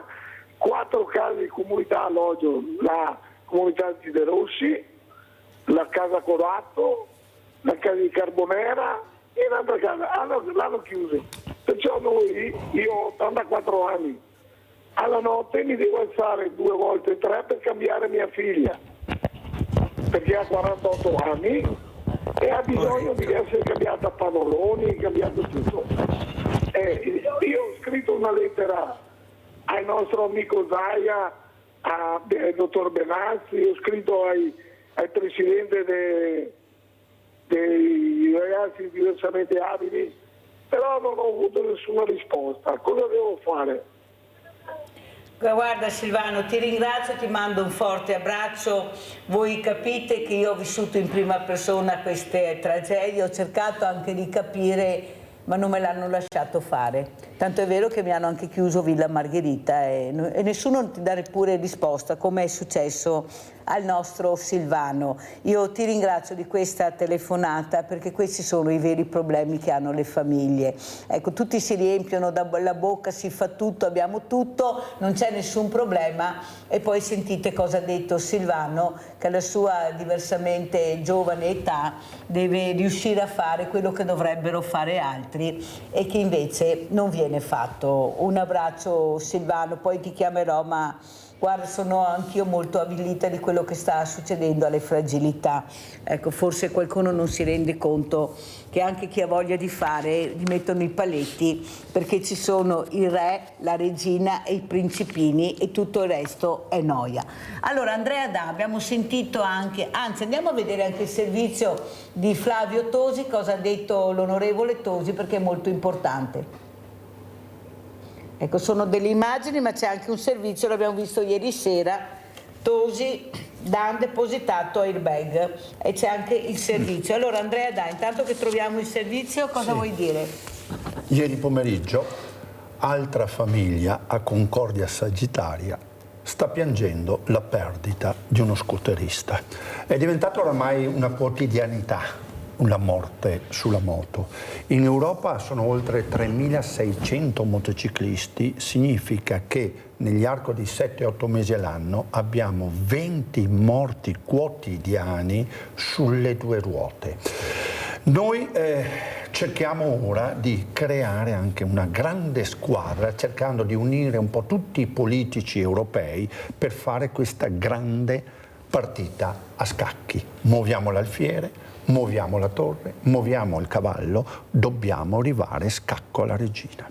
Vediamo anche le immagini, non solo queste. Ieri sera c'è stato il servizio, speriamo che riescano a mandarlo.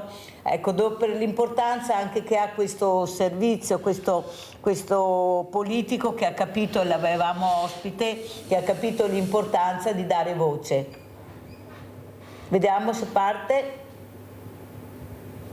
Allora, vai Andrea Dan. Ecco, oltre che ringraziare l'europarlamentare Flavio Tosi, che questa settimana ha depositato la prima interrogazione alla Commissione europea, questo martedì 6, ci sarà un altro europarlamentare, ci sarà un video collegamento direttamente a Strasburgo e ci sarà la seconda interrogazione europea per quanto riguarda l'obbligo dell'airbag. Cosa significa obbligo dell'airbag? Non trovare dei fondi per quanto riguarda l'airbag, bensì, come esiste l'obbligo sulle 4 ruote, mettere l'obbligo anche ai motociclisti, obbligatorietà.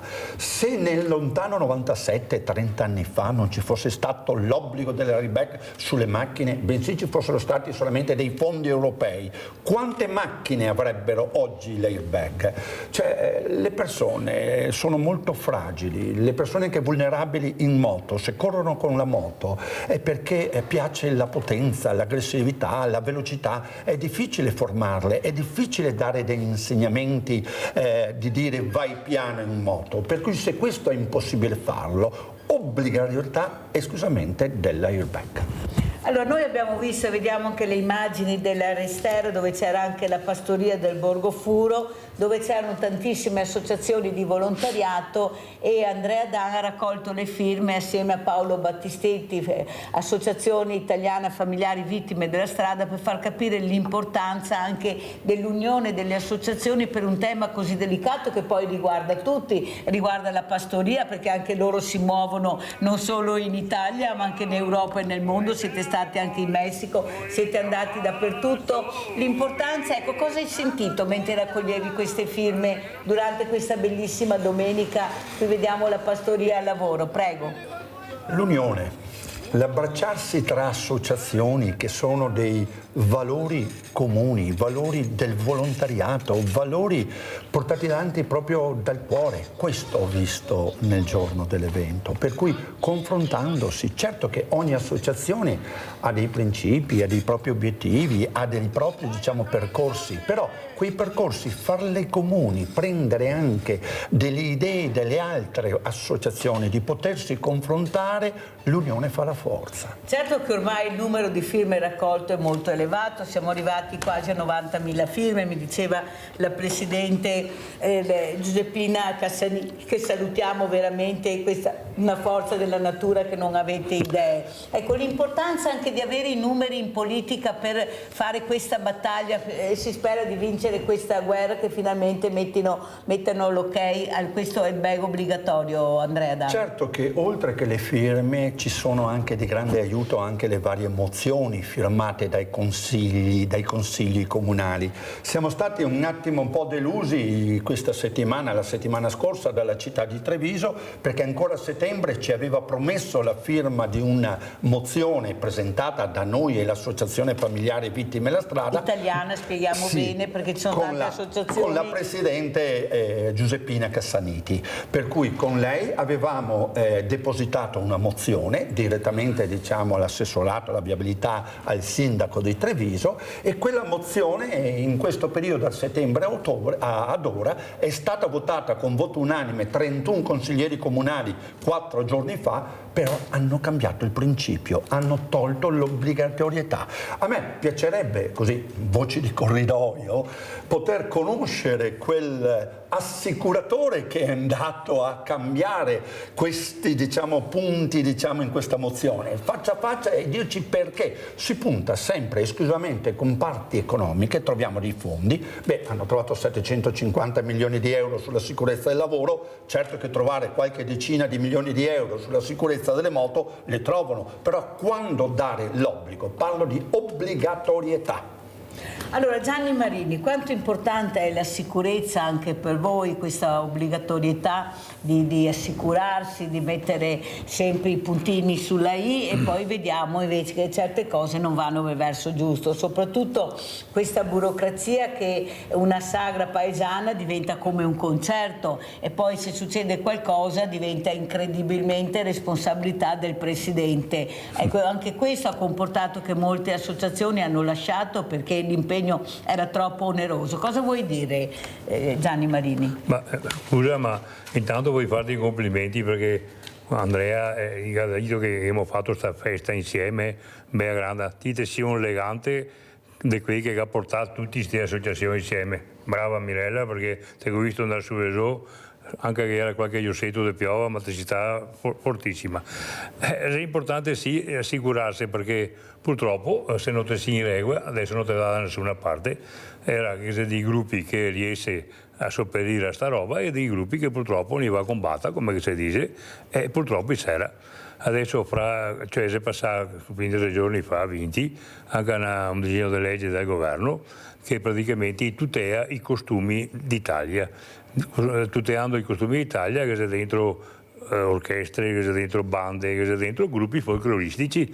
Adesso oltretutto se non ti sia anche riconosciuto dal Ministero dei Beni Culturali non ti potresti neanche esibirti, quindi noi che abbiamo fortunatamente questo riconoscimento che a sua volta te lo dà il governo, dopo io trasmetto ai comuni e ti puoi andare a esibirti. Anche questa è una roba in più, però pararia.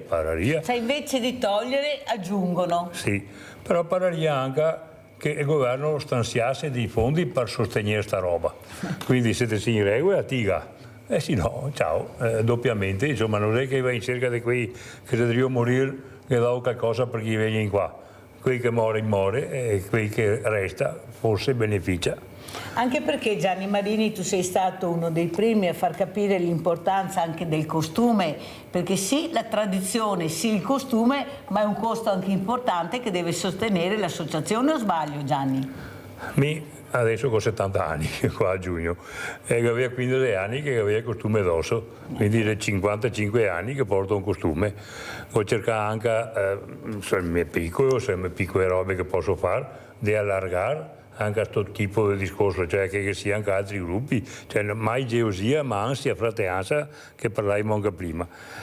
Cosa vuol dire? Adesso questi gruppi che bisogneria, chi si mettesse in pianeta in regola, ma il governo bisogna fare queste robe semplici, non si può obbligare a uno che è commercialista di Rio, insomma queste robe che bisogna arrangiarsi, anche perché non si a fare dei miliardi qua, è questione di pochissimi soldi, insomma, che serve per costumi, per mantenere una sede, perché anche ogni volta che ti impicci a luce bisogna anche che sia, d'inverno riscaldamento, cioè che spese che vuoi quotidianamente quando ti ha un'attività.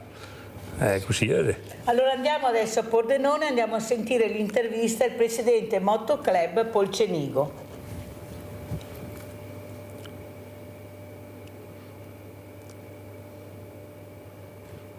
Sono sconcertato perché mi hanno chiamato ieri pomeriggio che ero già via e mi hanno detto guarda che gli stanno facendo un massaggio cardiaco, mi hanno spiegato un po' il fatto, come è successo e niente.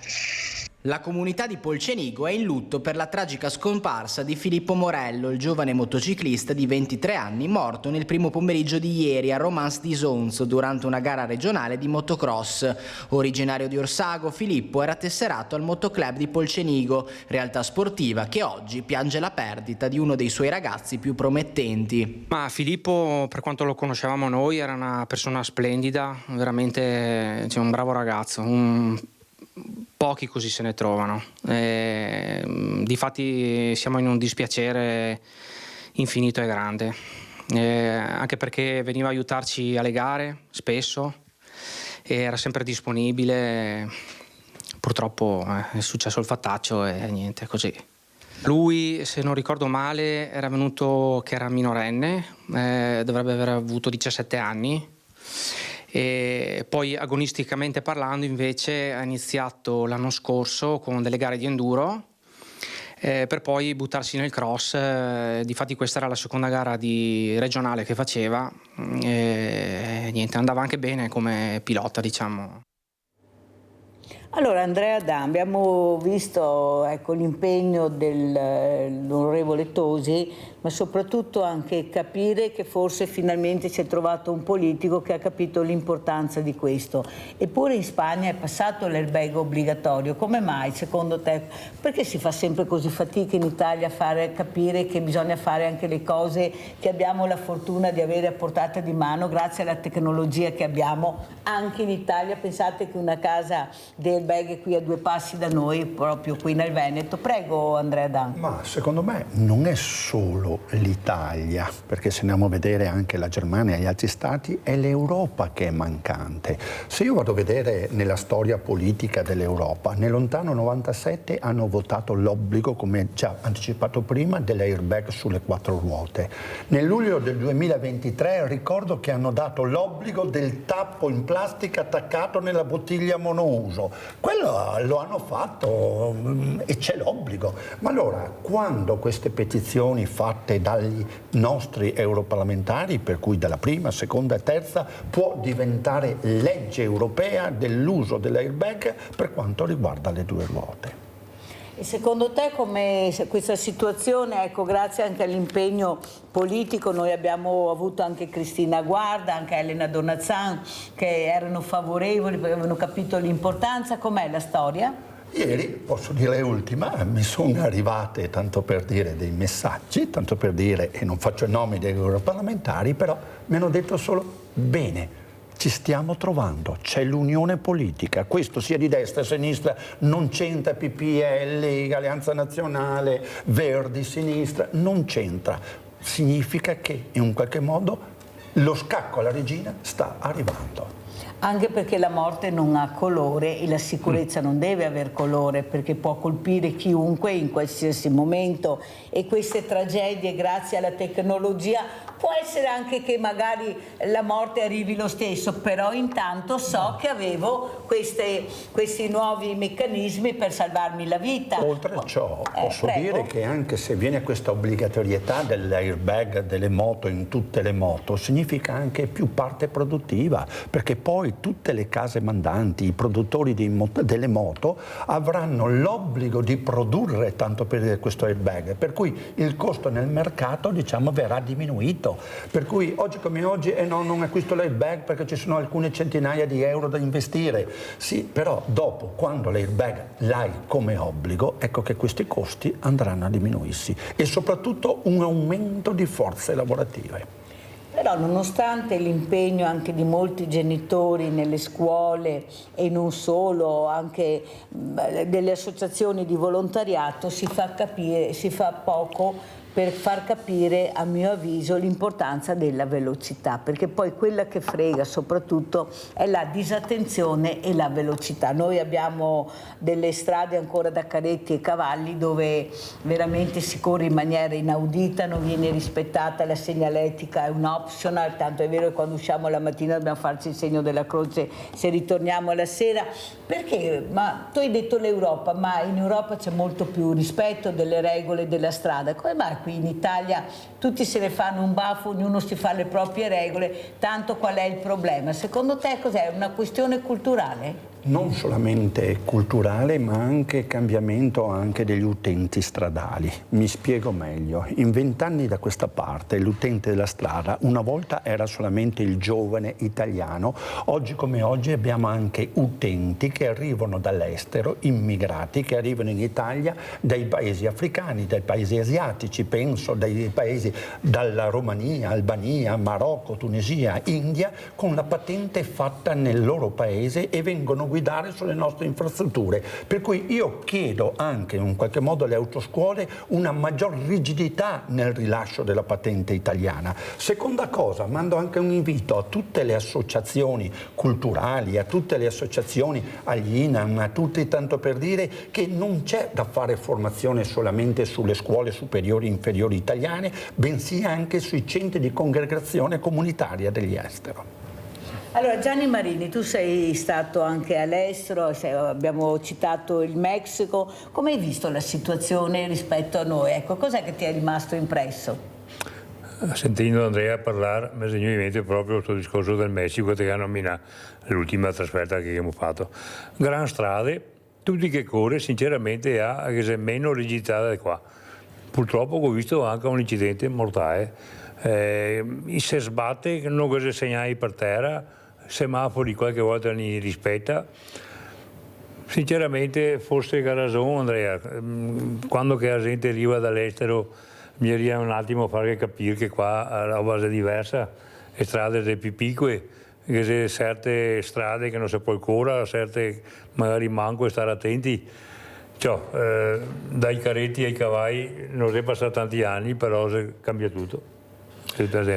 Io mi ricordo un'anziana, no? Un'anziana che era la nonna di un mio amico, no? Che aveva fatto quei 600-700 km in auto, diciamo, passando l'America dalla parte est e ovest dell'America con la macchina, e non c'era nessuna macchina, lo stradone chilometri e chilometri, e lei sopra i 70 all'ora, il limite di 70, tanto per dire non andava. Ma nonna, spingi quell'acceleratore, qua non c'è nessuno. E la nonna gli ha detto sì, qua non c'è nessuno, ma sopra se c'è qualche drone o qualche elicottero che ci controlla. C'è il buon senso. Il buon senso. Ma secondo te c'è buon senso? Tu ti metti alla guida al mattino, quando esci di strada cosa vedi? Perché non posso dire che non c'è informazione, che non si dice veramente. Io vedo tantissimi col cellulare, ripeto, la segnaletica non esiste, per non parlare come si corre. Io l'altro giorno parlavo con Fulvio Marotto, che voi conoscete, l'unico al mondo che ha la patente di moto e di macchina, specialmente senza gambe e senza mani. Lui dice un conto è prendere la patente, un conto è guidare, sono due cose completamente diverse. Condividi il pensiero di Fulvio? Io condivido questo pensiero, ma do anche un altro dato. Nell'ultimo anno, sto parlando dal luglio 2020, dall'aprile del 2024 ad ora, in Treviso, che abbiamo avuto poco, mi sembra che siamo a 62 più 15 morti, siamo quasi 80 vittime, tanto per dire, sulla strada in questo ultimo anno, e di queste 80, 20 sono motociclisti. Cioè significa che 20 su 80 sono esclusivamente sulla moto, non c'è pedone, non c'è trattore, non c'è bicicletta, non c'è motociclo, non c'è auto, non c'è camion che tenga nei confronti di questo. Cosa significa? Che è un discorso anche di mentalità, di brutte culture, di abitudini. Uno che va a prendere la moto è che proprio vuol provare quell'ebbrezza della potenza, del tirare su, ma non abbiamo strade tali da poter sopportare, diciamo, questa aggressività. Ecco il perché bisogna tutelare queste vittime vulnerabili. Allora andiamo a vedere anche un altro incidente gravissimo, andiamo a Trieste, questi morti in A4.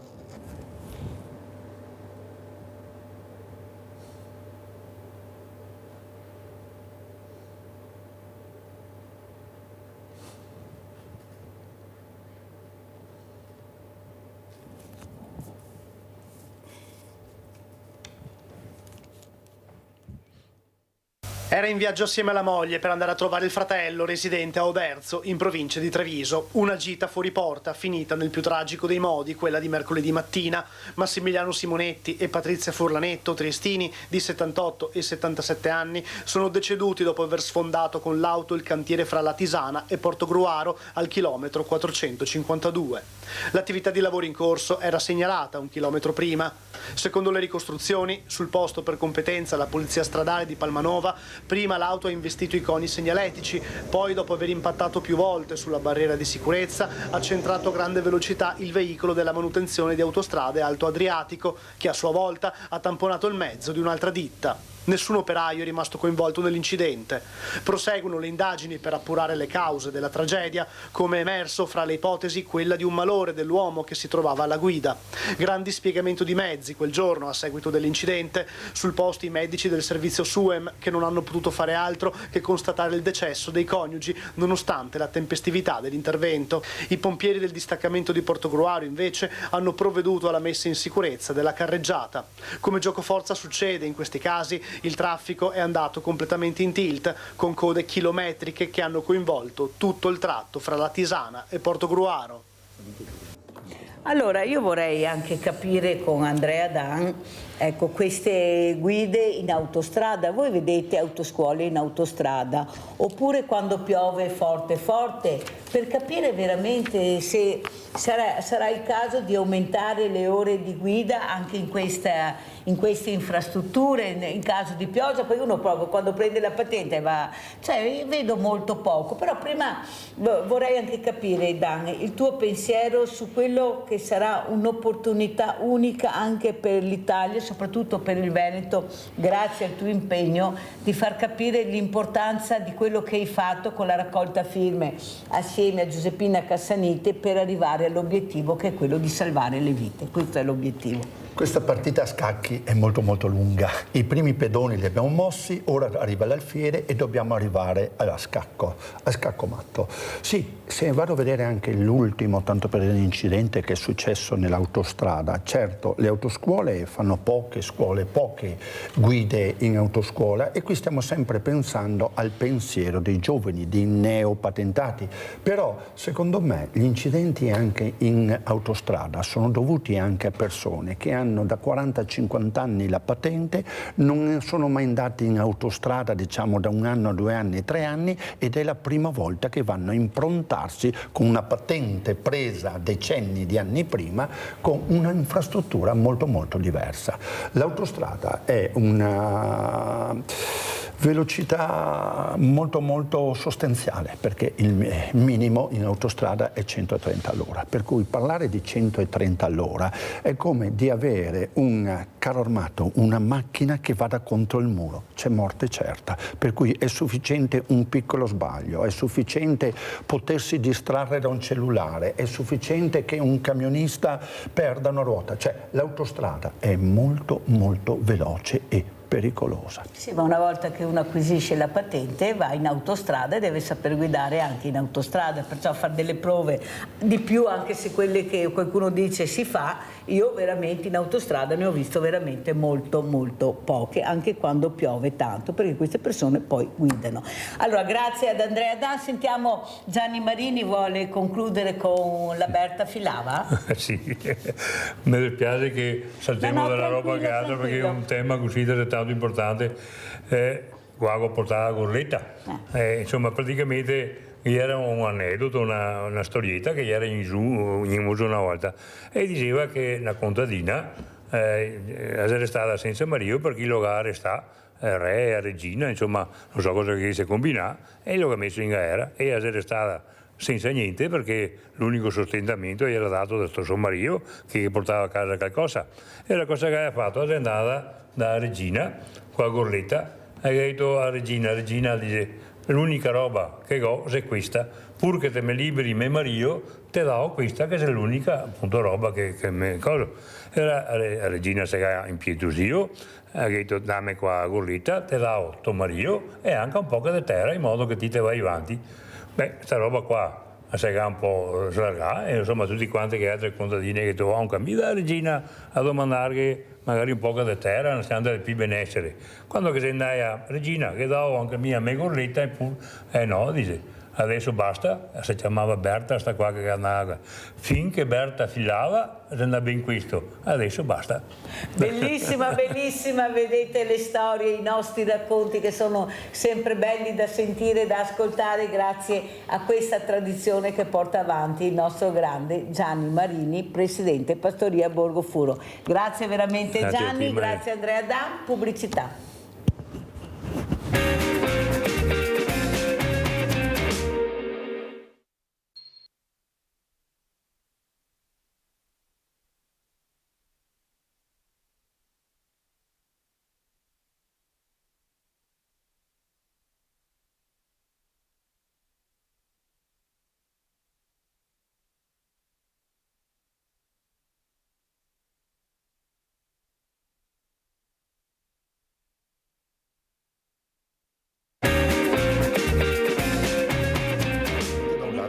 altri due graditissimi ospiti. Abbiamo in presenza Marco Mondi, storico dell'arte, poi ci spiegherà cosa sta facendo, cosa farà. Abbiamo anche il vice sindaco di Castello di Godego, Enrico Barichello. Grazie anche al vice sindaco di essere qui. Buongiorno. Allora, partirei proprio da lei, Barichello. Cosa sta succedendo nei paesi? Tante feste, tanti avvenimenti, si è aperta la primavera, vediamo veramente queste proloco, queste associazioni che se non ci fossero dovremmo inventarle per veramente far staccare la spina a questi poveri, diversamente giovani, ma anche giovani che non ce la fanno più. Se non ci fosse il mondo del volontariato, del proloquio, non so anche i sindaci cosa riuscirebbero a fare. Ecco, cosa succede a Castello di Godego? Assolutamente, diceva bene, è un'esplosione di festa, di gioia, ma anche di volontariato. Noi ad esempio a Castello di Godego abbiamo oltre 50 associazioni che svolgono un lavoro straordinario, ma anche di collaborazione fattiva proprio anche con l'amministrazione comunale. Ecco, questo è davvero straordinario, è un mondo meraviglioso che aiuta tantissimo le amministrazioni comunali. Senza sarebbe impossibile davvero organizzare eventi, davvero impossibile, ecco, perché gli strumenti, ma soprattutto le risorse che hanno i comuni per poter organizzare eventi sono scarse, ecco, da questo punto di vista, è inutile nasconderselo. Però una cosa è certa, mancano i giovani. Nel mondo del volontariato abbiamo pochissimi giovani. È vero che abbiamo anche pochi giovani, però è anche vero che fino adesso non si è tanto supportato questo mondo del volontariato, questo associazionismo, e il ragazzo deve essere intrigato, non è più il volontario di una volta che non c'era niente, perciò quella festa per lui diventava un momento anche di orgoglio personale di partecipare. Forse ritornare a un passo indietro e cercare di intrigare questi ragazzi anche col volontariato. Cosa ne pensa Barichello? Bisogna sì fare un passo indietro per farne di più avanti, ovviamente, ma questo già lo facciamo molto spesso con molti incontri. Magari dedichiamo un incontro particolare che potrebbe essere, che ne so, il riconoscimento che si fa ogni anno alle società sportive, eccetera, e lì cerchiamo di coinvolgere tutte le associazioni principali, le fondamentali, dalla Proloco alla Protezione Civile, eccetera, proprio per spiegare cosa fanno queste associazioni nel territorio. Ed è un compito importante, soprattutto sul versante in particolare della Protezione Civile. Io dico sempre ai ragazzi, voi state alla notte, state dormendo, mentre dei volontari stanno lavorando fino alla mattina del giorno dopo per mettere in sicurezza il territorio del comune di Castello di Godego. E loro lo recepiscono molto bene, però ci vuole una spinta anche, secondo me, anche da casa. Bisogna aiutare i giovani a dire: guarda, impegnati un po' sulle associazioni, impegnati sulla Protezione Civile che ne hanno bisogno, impegnati sulla Proloco, su quelle associazioni che allora c'è una presenza, è timida, però c'è, ma ci vuole un lavoro sotto, si può dire culturale, che deve essere di coinvolgimento totale anche delle famiglie. Bravissimo Barichello, io sono dell'idea che come si faceva una volta, c'era il papà, c'era la mamma e c'erano i figli, c'erano anche i nonni una volta, c'era proprio la famiglia che partecipava. Esatto. Forse se questo papà e questa mamma, lo dico a voi a casa genitori, prendete sti ragazzi e portateli con voi, che avete le porte aperte con i sindaci, veramente gli amministratori non vedono l'ora di avere queste figure, perché hanno bisogno, hanno necessità, perché da soli non andranno da nessuna parte. Cercate anche voi di capire che anche voi dovete muovere i primi passi, perché il ragazzo da solo non arriverà mai. Cosa ne pensa Mondi? Ecco, questa storia nostra, questa è una storia di cultura, perché la tradizione è una cultura, la sagra è diventata una cultura, guai se le perdiamo. Prego. Sì, infatti credo che proprio, tra l'altro poi in una situazione come l'attuale di, tra virgolette, cosmopolitismo anche qua da noi, cioè perdere le nostre tradizioni, la nostra storia vuol dire perdere la nostra identità, che è la cosa fondamentale, quella che ci lega. Cioè, per cui, e questo poi si riversa anche in tutta una serie di cose, di fattori che nel campo mio portano, uno dei motivi, il motivo per cui sono qua è proprio questo, portano a volte al degrado o alla scomparsa di opere d'arte. Quelle opere d'arte che possono essere invece prese in considerazione come storia, come passato nostro, come identità nostra, ma anche come ricchezza. Perché ad esempio nel caso di Castelfranco è una cittadina che non ha il Louvre, non ha il Colosseo, però abbiamo Giorgione, abbiamo delle realtà storico-artistiche, le Ville Venete, Palladio, di tutto rispetto. Per cui se ci fosse una sinergia di tutto questo, non solo con Castelfranco ma con tutto quello che... Cioè, io credo che potrebbe diventare sul serio uno dei motori trainanti in questo momento di crisi. Invece al contrario anche le opere d'arte soffrono della crisi, perché mancando i soldi c'è meno interesse per loro, si dà giustamente a volte la priorità ad altre cose che sono decisamente prioritarie e più importanti nell'immediato. Però se noi andiamo avanti così e ci sparisce quello che è il nostro vero patrimonio storico-artistico, ci troveremo ad essere una periferia tipo di Milano, che non ha personalità, fatta di tante piccole realtà, belle, brutte, criticabili, non criticabili, ecologiche, meno ecologiche, però... Poi... Uno potrebbe essere da qualsiasi parte. No, siamo in Italia, siamo nel Veneto e nel caso nostro siamo a Castelfranco. Io ho avuto ospite una restauratrice, la quale diceva anche lei, ad esempio anche col restauro nelle scuole, iniziare anche nelle scuole o anche nei pomeriggi a far capire l'importanza del restauro che ti intriga, che ti incuriosisce. Ma perché abbiamo le cose e non le facciamo? No, perché veramente mi viene da pensare che cioè, non è che dobbiamo scoprire la Luna, l'hanno già scoperta, esatto. Bisogna mettere in atto quello che abbiamo, esatto. Neppure quello. Il futuro è nei giovani, senza ombra di dubbio. Assolutamente. Torno sempre a ribattere sulle mie cose. Se c'è un qualcosa che ai bambini, ai ragazzi viene fatto capire cos'è, la sua importanza, eccetera, se qualcuno in qualche maniera lo danneggia, sono loro i primi a ribellarsi, però se non sanno cos'è quella cosa là, uno vale l'altro. Un muro fatto l'altro giorno vale come un muro del 300. Imbrattare un monumento. Imbrattare un monumento è come imbrattare un muro qualsiasi. Esatto. Cioè, per cui la scuola è fondamentale, deve partecipare a questo, perché là è il nostro futuro. Vediamo anche le foto di questi rilievi storici che abbiamo di Castelfranco Veneto, così ce li spiega Mondi. Ecco, prego, allora, un esempio un po', diciamo, esemplare a riguardo è questo bassorilievo che risale all'epoca di Giorgione, anno più anno meno, siamo in provincia, potrebbe essere anche un po' dopo, comunque la cultura è quella di Giorgione, come si potrebbe essere anche alla fine del 4, perché è talmente rovinato che è impossibile esprimere un giudizio. Questo qua stava sull'antico Monte di Pietà di Castelfranco Veneto, una costruzione fatta nei primissimi anni del 500, istituito il Monte di Pietà nel 1493, era sulla facciata, dove tra l'altro erano anche altri affreschi del Ponchini successivi a quest'opera.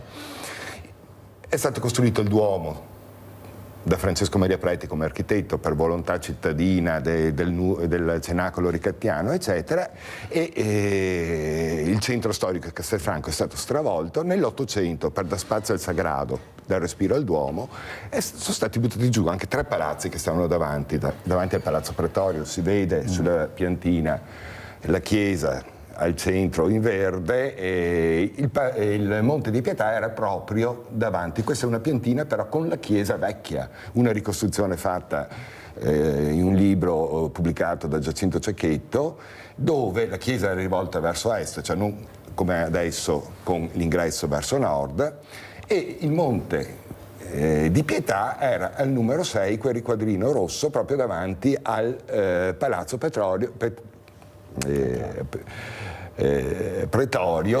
scusate, che è quello che si vede sopra.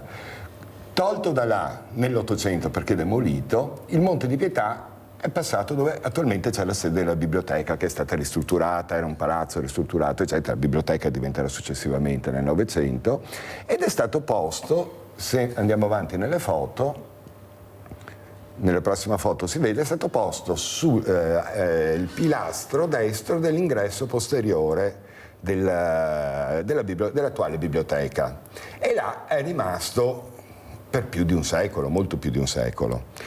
Cosa è successo? Che questa opera è stata scolpita in pietra arenaria, che è una pietra arenaria tenera, che sente molto gli agenti climatici, però un tempo non erano così aggressivi come lo sono diventati negli ultimi decenni.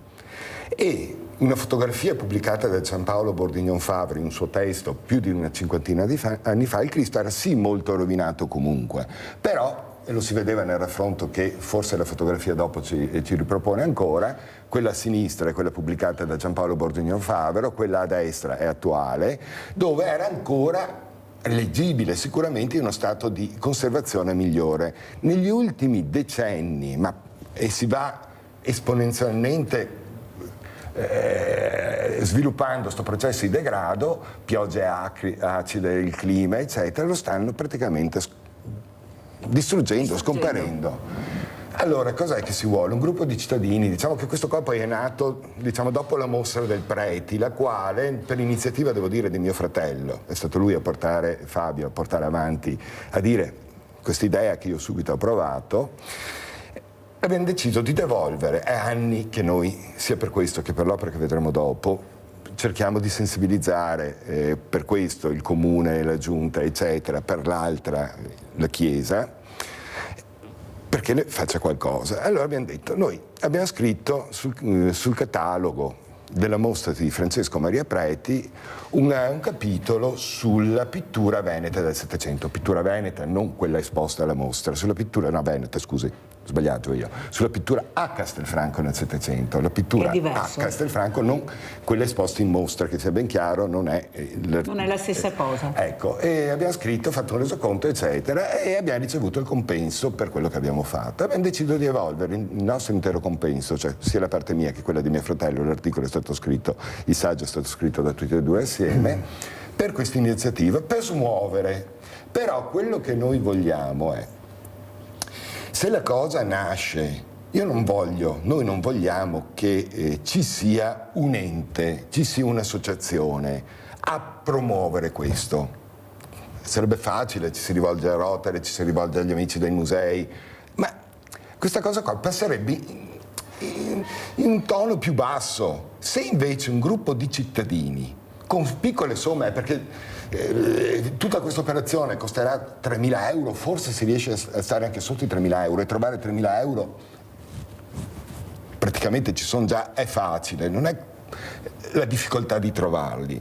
Però se questo parte da un gruppo di cittadini, 15-20, che ognuno tira fuori quel poco, è diverso che se parte da un'associazione dove... Parla con una che ha un banco alimentare, caro Mondi, forse è meglio rivolgersi a chi ne ha parecchi, che lì abbiamo gli imprenditori, perché coinvolge il cittadino con gli stipendi e le pensioni che hanno, poveretti. Però si tratta di un qualcosa che chiaramente poi ci si rivolge anche a delle persone che hanno questa possibilità e sensibilità, però che si muovono più come privati che come... Vabbè, ma come imprenditori penso che possono fare questo, visto il fiore di imprenditori che abbiamo, perché appunto togliere 10-20 euro a gente che non ne ha è come togliere... No. Però potrebbe essere, noi poi si vorrebbe... Comunque è un'idea che è nata. Allora, un'altra cosa importante che volevo invece sentire con Enrico Barichello è questa movida che ormai sta veramente preoccupando molti, queste zone rosse, ecco, non solo le città ma anche i paesi hanno questi problemi, perché anche se non fanno del male nel loro luogo dove sono nati si spostano. Com'è la situazione anche da voi? Questi giovani come li vede Barichello? Perché la cultura potrebbe aiutare tanto, intrigarli con l'arte, portarli magari a fare volontariato, visto che abbiamo talmente tante cose da far vedere ma sempre chiuse perché nessuno tiene aperto, costano. Io non credo che costi, perché il mondo del volontariato è questo, solo che siamo divisi e non riusciamo a fare neppure questo. Ecco, coinvolgere questi ragazzi anche nelle aperture, perché dappertutto noi veramente abbiamo dei borghi, abbiamo delle cose talmente meravigliose e belle, ma ne abbiamo tante. Siccome ne abbiamo tante, teniamo tutto chiuso. Prego. Giovani, tutto il mondo è paese, quindi devo dire che la tipologia del comportamento di moda adesso è quello ed è ovunque. Ovviamente è triste sentire le notizie, è triste sentire quelle tragiche notizie che ci arrivano quando perdono la vita dei giovani su degli incidenti stradali, eccetera, eccetera. Ecco, è davvero brutto raccogliere queste cose, però è anche vero che dobbiamo rivolgerci ai giovani. Sì, è vero, proponiamo molte cose, noi spesso facciamo degli eventi, però vediamo che la partecipazione non è di quelle importanti. I ragazzi preferiscono stare in questi luoghi che sono luoghi di consumo, più o meno di alcolici, adesso si beve anche molto bene. meno, ma c'è una tendenza a quel essere figo, no? Quando si guida la macchina insieme con delle altre persone, soprattutto che hai a bordo, ecco, quell'essere figo lì deve essere conclusivo della tua serata. Tu sei figo quando porti a casa chi hai dietro alla macchina, la macchina seduto con te. Se hai due ragazze, quello deve essere il tuo valore aggiunto di persona. Sei figo perché porti a casa le persone vive. Ecco, questo, e guarda, non c'è niente da dire, perché il fatto di guidare in un certo modo, un po' rilassato, con la musica accesa, perché ecco, dobbiamo veramente togliere di mezzo questo tipo di comportamento, perché è solo questo che ci danneggia, l'uso del telefonino, sto fatto di riprendersi sempre in continuazione, ecco. Bisogna togliere questa metodologia, ecco, di questo modo di approcciarsi nel momento in cui tu stai guidando. Guidare significa avere un mezzo, ed è pericoloso potenzialmente per le persone che tu hai a bordo e per la tua vita oltretutto. Ecco, dobbiamo arrivare a questo, assolutamente. I giovani devono capire questo, è un messaggio importante che mi sento proprio in questo momento di dare ai giovani. Ecco, siate sereni sulla vostra, e responsabili soprattutto quando conducete un mezzo. Ecco, soprattutto se avete anche delle persone a bordo. Ma poi, mi sembra, poi le Barrichello, occasioni... facciamo una parentesi, che forse bisognerebbe fare più ore di scuola guida, nel senso che anche prima io ho detto, in autostrada io non vedo pochissimo, non mi ricordo neanche se le ho mai viste, le macchine con la scuola guida, io ne vedo pochissime. Poche. Se devo dire la verità, oppure quando piove forte, perché poi questi quando prendono le patenti, cioè corrono, vanno in autostrada, e un mio amico mi ha detto: guarda Mirella, che forse le autoscuole devono capire che prendere la patente è una cosa, saper guidare è un'altra, forse dovrebbero fare più ore di scuola guida. È d'accordo, Barrichello? Ma guardi, c'è un paradosso, no? Perché i ragazzi di oggi sono molto più disciplinati sulla guida, ok? Perché hanno nozioni diverse dalle nostre. Se andiamo a osservare la media età, molto spesso nostra, cinquantenni, sessantenni, eccetera, non è che sono tanto così bravi a mettersi la cintura, ecco, diciamocelo. I ragazzi lo fanno, ok? Però c'è una tendenza alla guida, che è una tendenza un po' così, ecco, ma è quel... Spavalda, ecco, mi ha passato il termine giusto, spavalda. Questa spavalderia bisogna riuscire a debellarla assolutamente, ma bisogna anche noi genitori, dobbiamo dare i messaggi, ma li diamo sempre. Quante volte abbiamo sentito, io credo che è linguaggio comune dire ai giovani: mi raccomando, va piano. Ecco, va pian, ma quel va pian là purtroppo rimane inascoltato, perché poi sappiamo come funzionano le cose.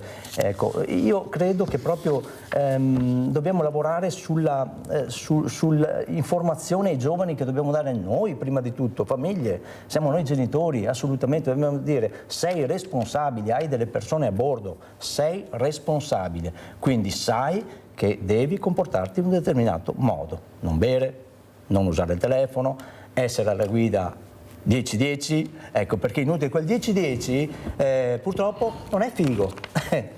Non è figo. Allora quel 10-10 allora è la mano così, si guida con un po' così, con spavalderia, ecco, come ha detto lei. Però dobbiamo anche dire che le cinture di sicurezza, specialmente su retro, non le mette nessuno. Tanto è vero che questo ragazzo ultimo che è morto, che era seduto nei sedili posteriori, sembra, almeno da quello si dice, che non avesse le cinture di sicurezza, e se le avesse avute forse si sarebbe salvato. Ecco, anche questa, Mondi, dovremmo capire, anche questa è, perché la macchina è diventata un'opera d'arte ormai, no? Entri, cioè hai una televisione, a un cinema, non sai quanti pulsanti hai, c'è anche questa distrazione molto facile che ti viene gratuitamente posta, forse fa sì che tu diventi molto superficiale, tanto schiacci un bottone, ascolto il Bluetooth, ormai ce l'hanno quasi tutte. Ecco, anche questo, forse saper guidare con coscienza, ecco quanto importante è anche la cultura di guidare, perché qui si parla di cultura, dobbiamo avere una cultura diversa, non c'è niente da fare, che riguarda sia il 18enne ma che riguarda anche il 50enne e il 60enne. È che il 50enne e il 60enne va piano, questo è grande il problema, e loro invece corrono a velocità incredibile, questa è la verità, la velocità è quella che frega. Prego, Mondi. I miei avevano un'autoscuola, ecco, per cui so benissimo mio padre che insegnava e faceva le guide quanto insisteva su questo, quanto insisteva con i giovani. per fargli capire che per arrivare 5 minuti prima ci si ferma tutta una vita. Una delle cose che mio padre insegnava scherzando, la gente andava alla sera dalle 8 alle 10 per passare una serata a divertirsi. Ancora oggi, io sono a volte conosciuto a Castelfranco per certe generazioni come il figlio di Oteo, non Marco Mondi. Perché è rimasto? E mio padre, tra le piccole cose, ma lui insisteva su questo, serio, diceva la precedenza è come la carità. Se te la danno bene, se no non la puoi pretendere. Piccole stupidaggini. Ma cercava di mettere in testa a questi ragazzi che correre, come diceva lei, non vuol dire essere fighi. Non vuol dire avere il macchinone, che poi non capisco perché ci sono macchine che corrono a 200 all'ora. Sì, le piccole macchinette. Che non ho mai capito.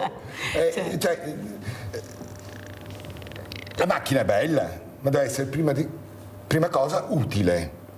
Poi uno può essere anche la macchina un capolavoro, per carità, tutto quello che si vuole, ma la macchina deve essere fatta per portarti da un luogo all'altro in sicurezza.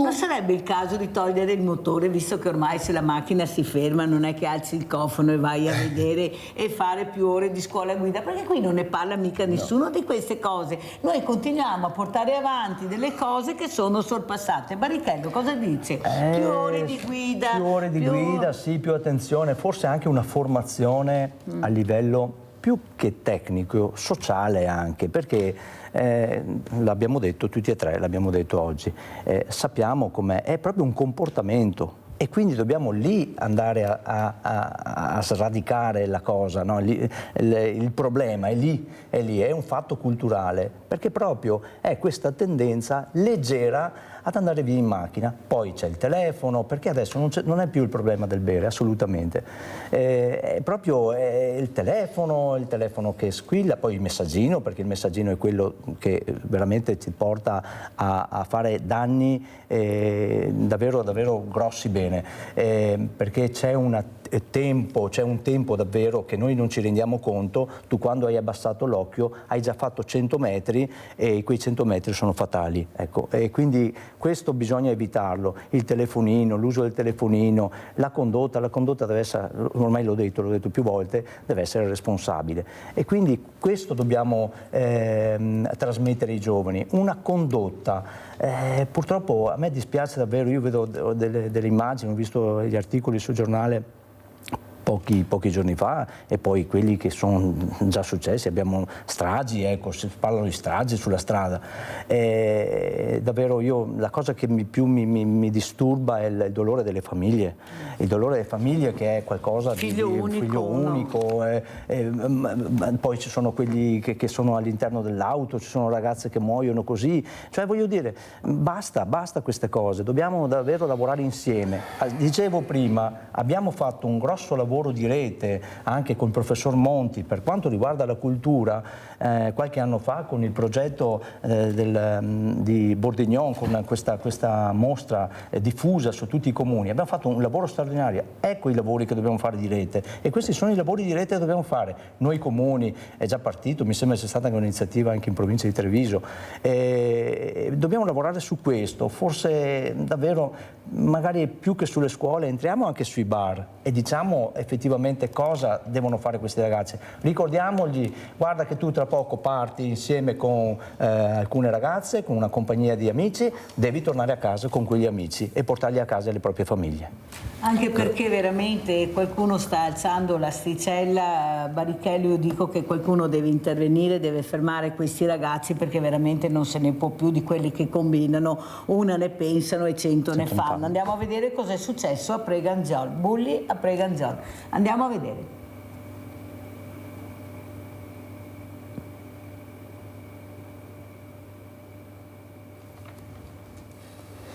Nuova al giardino da sistemare dopo il trasloco, la prima domenica di vero sole che permette di stare all'aperto tutto il pomeriggio. Erano circa le 18 quando una coppia intenta a lavorare è stata colpita da dei palloncini pieni d'acqua lanciati da alcuni ragazzini mentre si filmavano con i loro telefoni, probabilmente per condividere la loro bravata sui social, e subito poi scappati a gambe levate. Il fatto denunciato in forma anonima tramite i social, e si affolla di commenti più o meno educati il post in questione, tra chi se la prende con i giovani e chi invita all'intransigenza contro la maleducazione. Non risulta invece nessuna segnalazione formale alla polizia locale o ai carabinieri. Difficile pertanto rintracciare i bulli che si sono presi gioco della famiglia, a cui certo la sorpresa non è piaciuta. Tutto si è svolto in pochi secondi, motivo per cui non si è riusciti a scorgere la fisionomia dei ragazzi. Abbiamo appreso di questo episodio dai social. L'appello però che mi sento di fare appunto alle persone che hanno segnalato questo episodio è quello appunto di rivolgersi alla polizia locale per poter meglio circostanziare appunto l'episodio e per poter andare da un lato ad individuare i responsabili di questi gesti, ma soprattutto per contattare le famiglie per essere di supporto e per prevenire episodi di questo tipo. Non sono stati identificati i giovani protagonisti della spiacevole bravata, ma la sindaca conta si possa risalire alla loro identità anche grazie all'aiuto delle famiglie. Si tratta di un episodio non nuovo a Preganziol, paese già preso di mira da ragazzini che scagliano uova e melograni sulle case e che in un caso avevano anche lanciato un petardo all'interno di un'abitazione. È una responsabilità condivisa anche e soprattutto da parte degli adulti, e quindi qui mi riferisco ai genitori, capire cosa combinano i ragazzi quando appunto escono per strada e soprattutto aiutarli nel capire che a fronte di un episodio spiacevole come questo una cosa importante e molto intelligente sarebbe quella di presentarsi e di chiedere scusa. Arginare fenomeni di questo tipo, ma anche controllare il paese, rafforzata la presenza di pattuglie. Dal mese di aprile appunto in maniera strutturale, anche con delle uscite serali che appunto vanno a rinforzare il pacchetto orario di presenza e di pattugliamento del territorio. Andiamo a vedere adesso, andiamo a Venezia, questo incendio a questo pub, andiamo a vedere.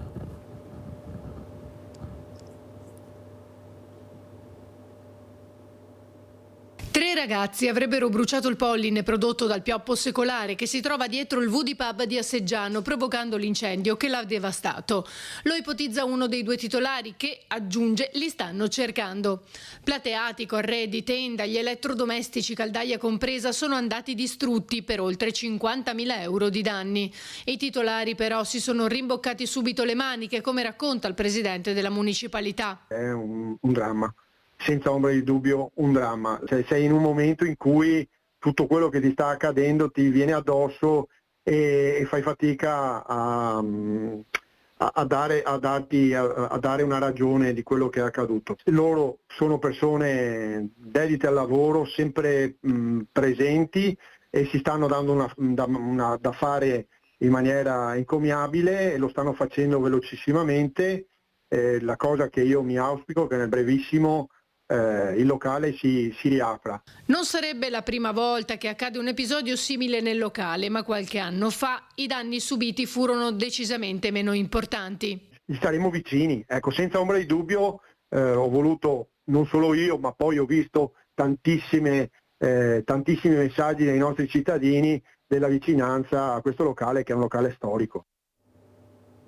Io sono convinto, Mondi, che manca la cultura del rispetto. Ecco, questo è il valore del rispetto. Prego. E manca la responsabilità, perché 17, 16, 18 anni si può essere comunque responsabili. In ogni caso, se uno è minorenne, responsabile sono i genitori. La famiglia, la scuola deve insegnare queste cose e lo fa. Però deve essere la famiglia che accetta l'insegnamento della scuola, non può essere che un professore venga minacciato. Quando io ne ho combinato anch'io da giovane, arrivavo a casa e... Dovevi pensare 3 volte prima di arrivare a casa. Non glielo dicevo neanche che ma era qua, ma era là, che magari il maestro, la maestra, il professore mi aveva... perché prendevo il doppio. Cioè c'era questo valore delle istituzioni, delle persone, dell'anziano. L'anziano era sacro, anche per noi giovani che si andava in giro a fare, noi tutti quanti, perché il rispetto della persona. Il rispetto ovviamente viene anche dalla cultura. Esatto. Cioè uno deve essere istruito, perché educato a a entrare, a vivere in una società, a far parte di quella società. Nelle cose magari straordinarie dal punto di vista mio, però magari anche secondarie rispetto ad altre, però deve esserci un senso di appartenenza anche da parte dell'extracomunitario. Io ammiro le loro culture straordinarie e mi piacerebbe che me le insegnassero. Magari fosse questo, però loro e i loro genitori devono sforzarsi a capire, a comprendere, a conoscere anche la nostra cultura, la nostra storia, perché sono qua da noi. Perché se no altrimenti quel Cristo passo che si vorrebbe togliere, non restaurarlo, non c'è più nulla da restaurare, si fa un falso, togliere e portare in casa Giorgione, perché è di quell'epoca là, visto che c'è già una sezione dedicata alle sculture in casa Giorgione, cioè dico, queste cose qua loro devono sentirle i nostri figli, i nostri ragazzi, devono sentirli anche chi viene da fuori, che venga da Milano, che venga da Treviso, che venga da Canicatino, mi interessa. Siete qua, siete tutti ospiti, tutti benvoluti, anzi insegnateci la vostra cultura e la vostra tradizione, così anche noi rispetteremo voi. Chiaramente entri i limiti della legge italiana, perché oltre cose, però anche voi dovete sforzarvi, e noi per primi, genitori dei nostri figli che sono nati e sempre vissuti qua, trasmettere quei valori che c'erano una volta, dei nonni. Perché si deve perdere questa cosa qua, che è la cosa più bella, più genuina che abbiamo dentro, che ci ha costruito, che ci ha fatto? Un'educazione civica anche diversa, fatta nel pomeriggio magari sia dagli amministratori assieme al mondo del volontariato, perché è inutile che ci vantiamo il fiore all'occhiello, abbiamo 700 associazioni di volontariato, se poi non riusciamo a collaborare tra di noi, capire chi fa cosa e come aiutare anche gli amministratori in situazioni anche difficili. Questi ragazzini vanno presi, vanno impiegati a fare qualcos'altro quando si prendono. Ecco, io sono dell'idea che il carcere non serve a niente. Ecco, io pure la comunità, ci vuole una comunità veramente, perché è facile dire comunità, c'è comunità e comunità. La comunità siamo noi che dobbiamo anche noi prenderci carico di queste situazioni, perché non possiamo sempre girarci dall'altra parte e dire ma a me non interessa, mi non va a combattere. No, va a combattere perché veramente ti tengono in pugno con la sicurezza, perché tu hai paura di uscire. Ecco, un'educazione civica diversa, Barrichello. Sì, però fondamentalmente è cambiata la generazione, allora le generazioni di oggi, i genitori di oggi sono molto più deboli di una volta, per cui diventa difficile adesso implementare qualcosa di nuovo, un atteggiamento responsabile, di rispetto, perché se poi io difendo in maniera viscerale così i figli, ho già sbagliato completamente tutto, perché non posso difenderli in continuazione e dire no ma dai, andiamo dall'avvocato, sistemiamo le cose, ma tu sei innocente, ma no, assolutamente no, si è colpevoli. Cosa faccio io amministratore? Cosa facciamo noi amministrazioni comunali con 60 telecamere? Il nostro territorio ha 60 telecamere piazzate, 59, 56, 60, quasi 60 telecamere. Ce ne sono 50 per la sicurezza del territorio, ce ne sono 6 per le letture targhe, ce ne sono 4 per scarico indiscriminato di rifiuti, ce ne sono altre 4 per l'abbattimento delle sbarre, dei passaggi a livello. Ma se io metto tante telecamere, benissimo, e io vado poi a intercettare quella persona, ma la punibilità è pari a 0, non abbiamo fatto completamente niente. Esatto. Quindi bisogna cambiare completamente dall'alto, e mi rivolgo, ed è davvero un messaggio che do, dall'alto dobbiamo cambiare le regole che sono quelle della punibilità, assolutamente. La certezza perché della se pena. tu a biciclette ne vengono rubate un sacco, se io ti becco, hai rubato la bicicletta, tu, va bene, riporti indietro la bicicletta? No, tu compri altre 2 biciclette per una famiglia che ne ha bisogno, perché dovrebbe essere così. Assolutamente, se no non andiamo fuori. Punire le persone. Non vi sentite delle volte con le spalle al muro, perché poi bene o male siete voi i primi a scendere in campo e cercare di capire cosa è successo, perché questi fanno del male alla comunità, sono soldi poi che dobbiamo spendere noi, perché pagano, ma se uno non ha niente cosa paga? Dobbiamo pagare noi poi alla fine, perché questa è la vera. Ma c'è la sanzione, sì, ma se non hai i soldi la sanzione chi paga? È il sindaco? Il sindaco ovviamente sì, perché è lui il primo cittadino, per cui ha la responsabilità della sicurezza del territorio, per cui non è giusto neanche così e che paghino appunto i cittadini per un danno subito. Qualche ora fa ho ricevuto un videomessaggio, cioè un messaggio con un video di grazie alla collaborazione di un cittadino, è stato buttato un sacchettino di rifiuti dalla macchina, si vede proprio così in maniera sconsiderata fuori. Ecco, questa è già una bella collaborazione. Ecco. Certo. Non ci sono soltanto le telecamere, ma le telecamere ci sono anche negli occhi dei cittadini. La macchina, è una bella cosa questa qua, è davvero una cosa lodevole da ringraziare, ecco, perché molto spesso abbiamo anche queste segnalazioni. Il fatto di riprendere, una cosa che ho visto, noi tante volte contestiamo il fatto di queste riprese dei giovani dei fatti, diciamo ma come, ma perché non è intervenuto? Ma tante volte sì, c'è quello che non interviene, ma è proprio grazie anche a queste riprese che gli inquirenti riescono a prendere i responsabili. In effetti è successo così anche per i 3 ragazzi morti, non mi ricordo, scusi, in Meridione lì. Esatto, grazie a quella telecamera di quella ripresa, ecco. Benedette telecamere, voglio dire, ecco, è importante anche questo, però diciamo che le telecamere sono importanti, ma se non puniamo le persone una volta che le abbiamo prese non abbiamo fatto niente. Le telecamere si potrebbero anche spegnere a questo punto. Allora sentiamo come ci saluta Marco Mondi, storico dell'arte. Con l'augurio che si torni ad una società come quella che io ho conosciuto da bambino, dove se andavo fuori a giocare intorno a casa, avevo 30 mamme. Che si torni, se andavo in piazza, sapevano chi erano.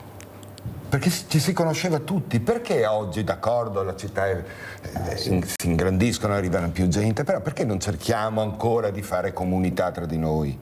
Perché se uno sa che è quello certe cose non le fa. Ma forse non ci conosciamo più, una volta ci si conosceva, ma non ci si conosce neppure tra pianerottoli. Esatto, capisce bene che si fa fatica a dire al ragazzo cosa fa tutti quattro, mamma sa che te come si faceva una volta. È dura la faccenda adesso. Concludo che nonostante ci siano cose decisamente, tra virgolette, più importanti, però a livello culturale, quello per cui anche noi nel nostro piccolo, nelle nostre cose, nel campo della storia e dell'arte ci combattiamo, è, scusate il termine, la stessa minestra. Perché se non ci si muove anche su quella che è la nostra cultura, è inutile che ce la inventiamo di nuova.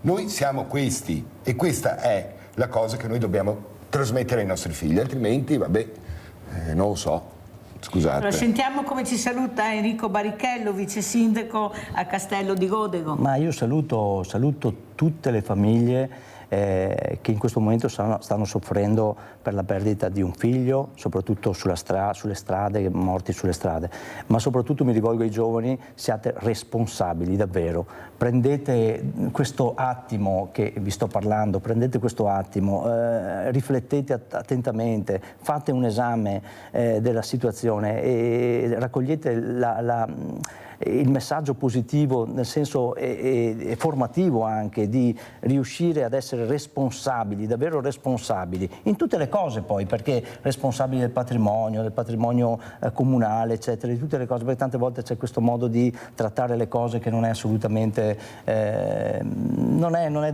decoroso, non è da un cittadino, ecco. E quindi siamo tutti responsabili delle cose, davvero, e soprattutto responsabili della propria vita e della vita degli altri. Penso che meglio di così non poteva concludere il vice sindaco di Castello di Godego, Enrico Barichello. Ringrazio anche Marco Mondi per far capire l'importanza anche della cultura, perché l'arte è cultura, è storia, è tradizioni. Forse con la cultura riusciremo anche a superare questo momento. Se posso aggiungere una cosa, anche noi, velocissimo, abbiamo anche noi verso novembre un importante evento che è la mostra dell'incisione a Castello di Godego, una mostra vasta. Ecco. Grazie, buon fine settimana.